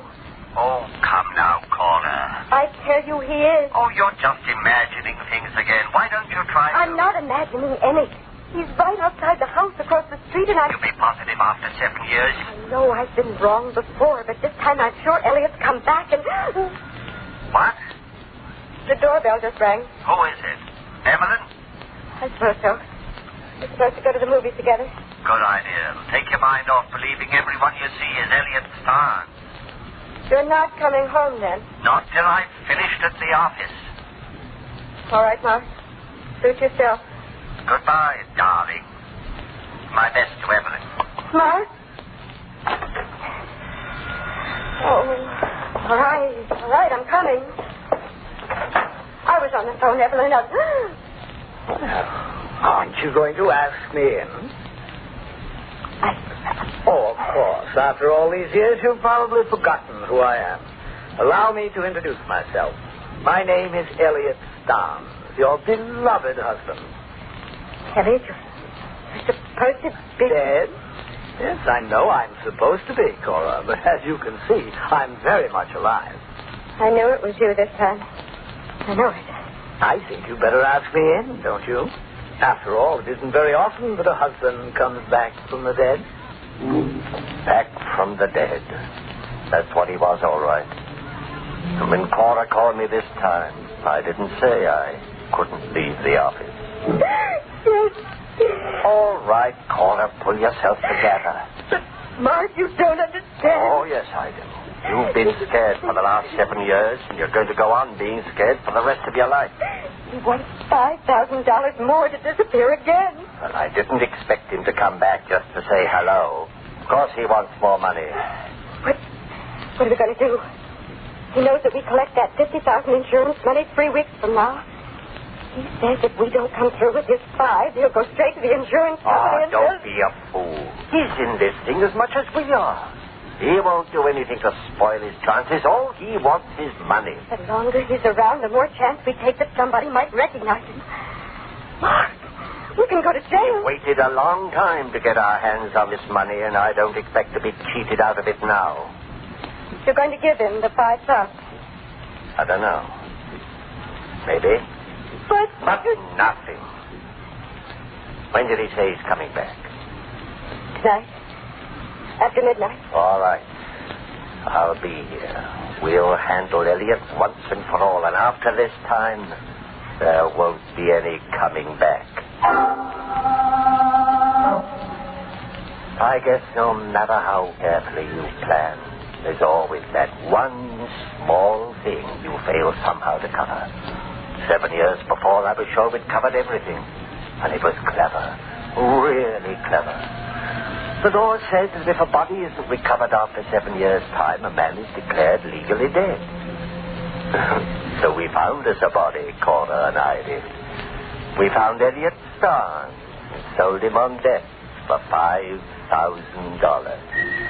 Sure, I'll do it. I'll marry Cora and then disappear.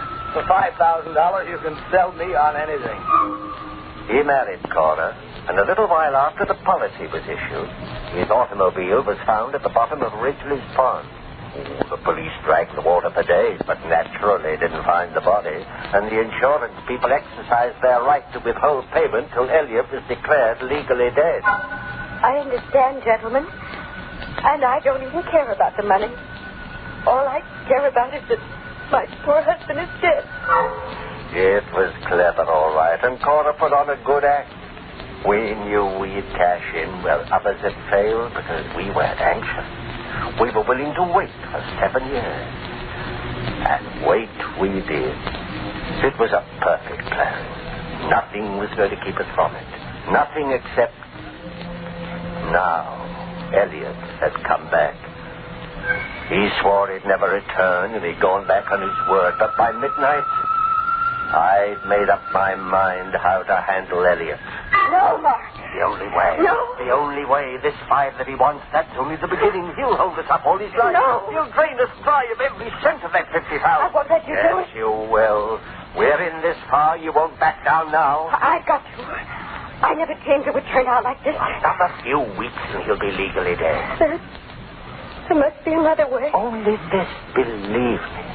And after it's done, it'll be you and me and nobody the wiser. Go on. Open the door for him. What? Cora, do what I say. I can't. You've got to. All right. I'll be inside.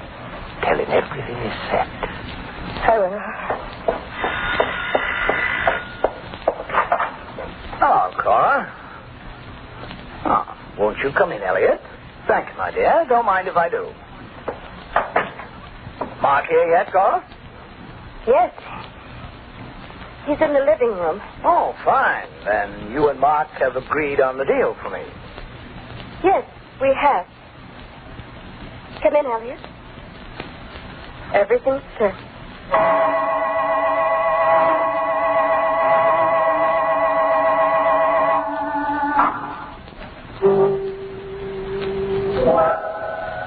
So Mark is waiting for Elliot in the, you'll pardon the expression, living room. Whatever happens to Elliot actually serves him right. After all, here in the Sanctum, we don't go for live people walking around as if they were ghosts. It's enough to scare the death out of her. Poor Cora is so nervous. She just can't look a corpus delicti in the prima facie. Well, enough brave philosophy.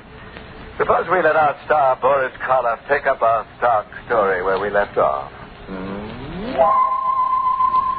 Everything was set. I planned to kill Elliot with the knife I held behind me, and I felt absolutely no compunction about it. Oh, you're joking. No, Elliot. You're crazy. Cora, stop him. You'll never get away with it. Mark, no!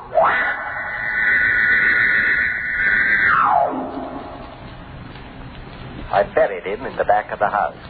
I say I did, because Cora wasn't much use to anyone that night or for several days afterwards. She got over it, as I knew she would.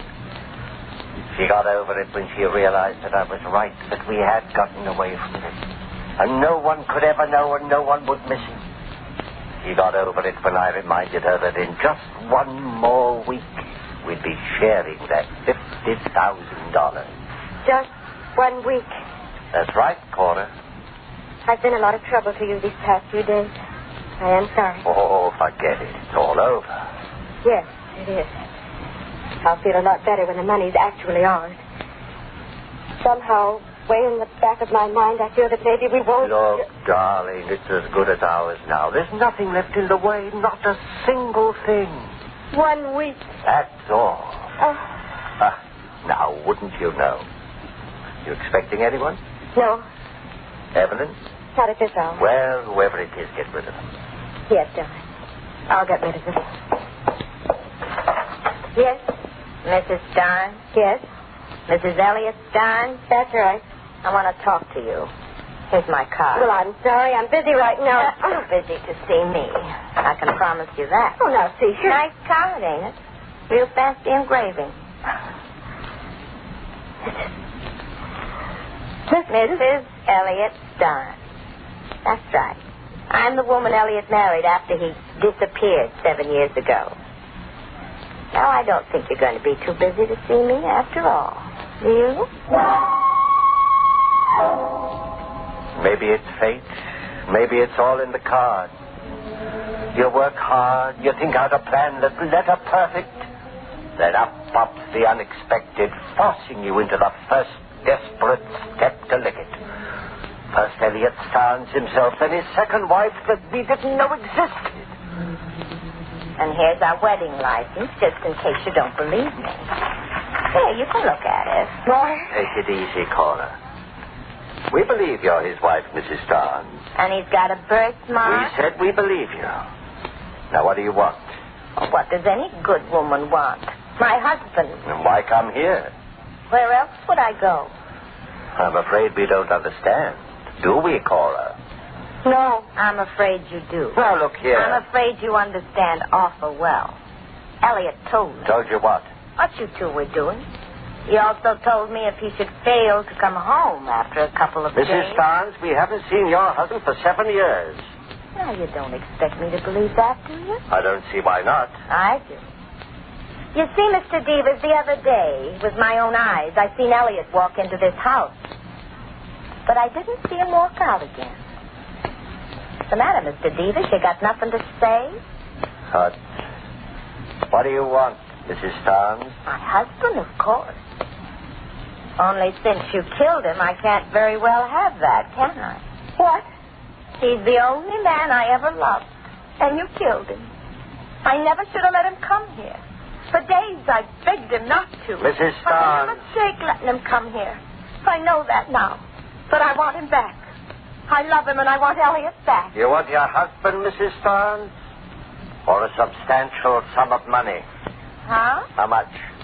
How can you talk about money at a time like this? 5,000. I loved my husband, Mr. Devers. 7,500. Well, how much? 25,000. What? In cash. Mark. Let me handle this, Cora. And if we refuse? Well, then I'll just naturally have to tell my story to the police. Cora. Oh, let's drop all the small talk, Mr. Devers. I want 25,000 and I want it fast. Now make up your mind. I'll make up my mind. No, Mr. Devers, don't get rough. I'm not as dumb as my ex-husband. I've taken steps against anything happening to me. No, Mark. Better listen to her. You're not getting away with this. Then you don't get away with Elliot's murder. Oh, help me. Before you put that hand on me, you better have your lady friend look out that window. What? There's a taxi across the street, Mark. My taxi. And the driver knows I'm in here. You'd have to kill him, too. Elliot's ever-loving second wife is here to stay. If you want to get her out of your life, the cost is going to be $25,000. By this time tomorrow night. After she left, I had some work to do on Cora. It won't be the same way, Mark. Not another murder. Said anything like that. Promise me? Not the same way. Sure, promise. After all, if we can get away with 25,000, is that so bad? I'd rather settle for none of it. Huh? That money won't do us any good now. Why not? It just won't. Oh, you're all upset. You'll feel differently day after tomorrow when you sign those papers in the insurance office and they hand that fat check over to you. No, Mark. I'll never feel differently about it again. I knew I couldn't work Cora my way much longer. But it was just 2 more days. 2 more days to get that 50,000. Just 2 things to settle in just 2 days. First, there was Mrs. Starr. When she came to my apartment the next night, I handed the envelope over to her. It's all here? You can open the envelope and count it if you like. I don't have to, do I? And what if I cheated you? You wouldn't. I could always come back. You could always come back for more anyway. What do you think I am? Doesn't make any difference now what I think. Okay. No hard feelings. There are, but they won't bother me for long. Of course not. That money you're collecting will cure that. I'll be cured before then. That's your business. It's yours, too, now. I don't see how. Now, do you see? Put that knife down. I will. Into you. No. Don't. Please. That door's locked. You can't get out. Don't. You can have the money back. There isn't any money in that envelope. What? Just strips of newspaper. Where can I get $25,000? I don't care about the money. I do. I cared about it for 7 years. Cared enough to murder once, and I can do it again.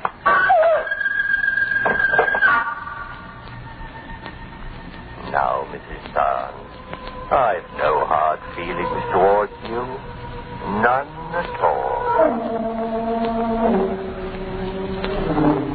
Just 2 things to take care of in just 2 days. The first, Mrs. Barnes was taken care of, and the second was now just an hour away. The 50,000 was waiting in the insurance office for Cora. All she had to do was sign her name on some papers to get it. Oh, you can imagine how relieved I was as I sat next to Cora when she drove to the insurance office. But it was different with Cora. Cora didn't say a word. There's nothing left to say, Mark. Oh, money won't make you talk, Cora. You wait and see. After you get your hands on the... Hey, you're taking the wrong street. No, Mark. Sure you are. This is the way. It's the only way left for us, Mark. Huh? We're driving straight out of town. We're never coming back. There'll be no more murders. Cora. I know you killed that woman. Now, where did you ever get that idea? I paid her and she left. I was outside your apartment house last night. All right. So you know now. What did you expect? I couldn't let it all go down the drain, not after 7 years? Turn the car around. No. You're going to sign those papers. I want that money. It's too late, Bart. Not fun it is. Let go. You're turning this car around. Oh, it's the wheel. Let go.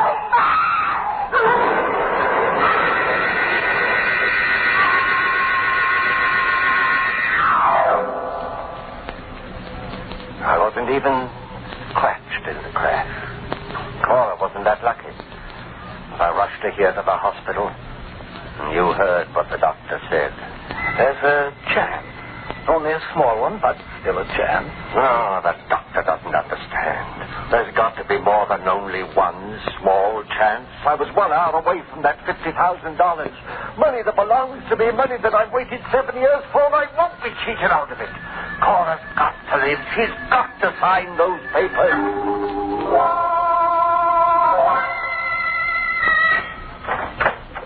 Well, Doctor? There's someone waiting for you down the corridor, Mr. Deaver. What about Cora? There's still a chance, isn't there? No chance at all anymore. You're lying. The gentleman is waiting. You're lying. She's not dead. She can't be. The gentleman is from the police. She asked me to call. It's a lie. She's not dead. Mr. Deaver, try to understand. She is... No. It's not true, and I won't listen to you. She's got to sign those papers. You've only got to keep her alive enough of her. You're a doctor. You can do that. Mr. Deaver, 7 years. Don't you understand? Oh, I can't let 7 years go down the drain. 7 years. It can't turn out that way. No. She's not dead.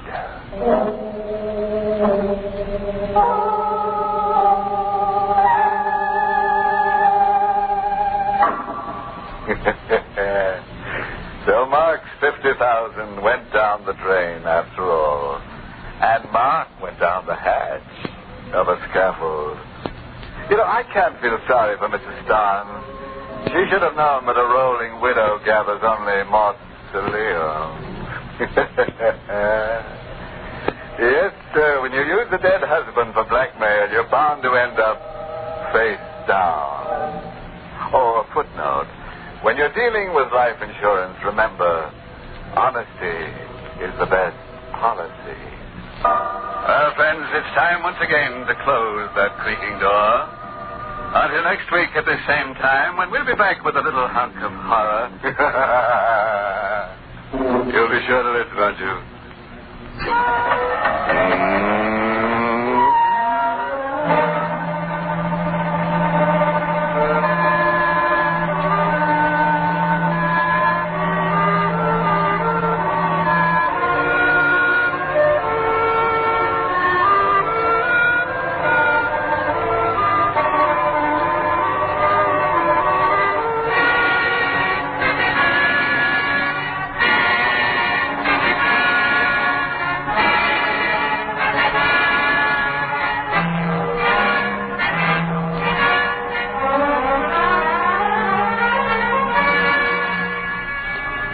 Sanctum has come to you through the worldwide facilities of the United States Armed Forces Radio and Television Service.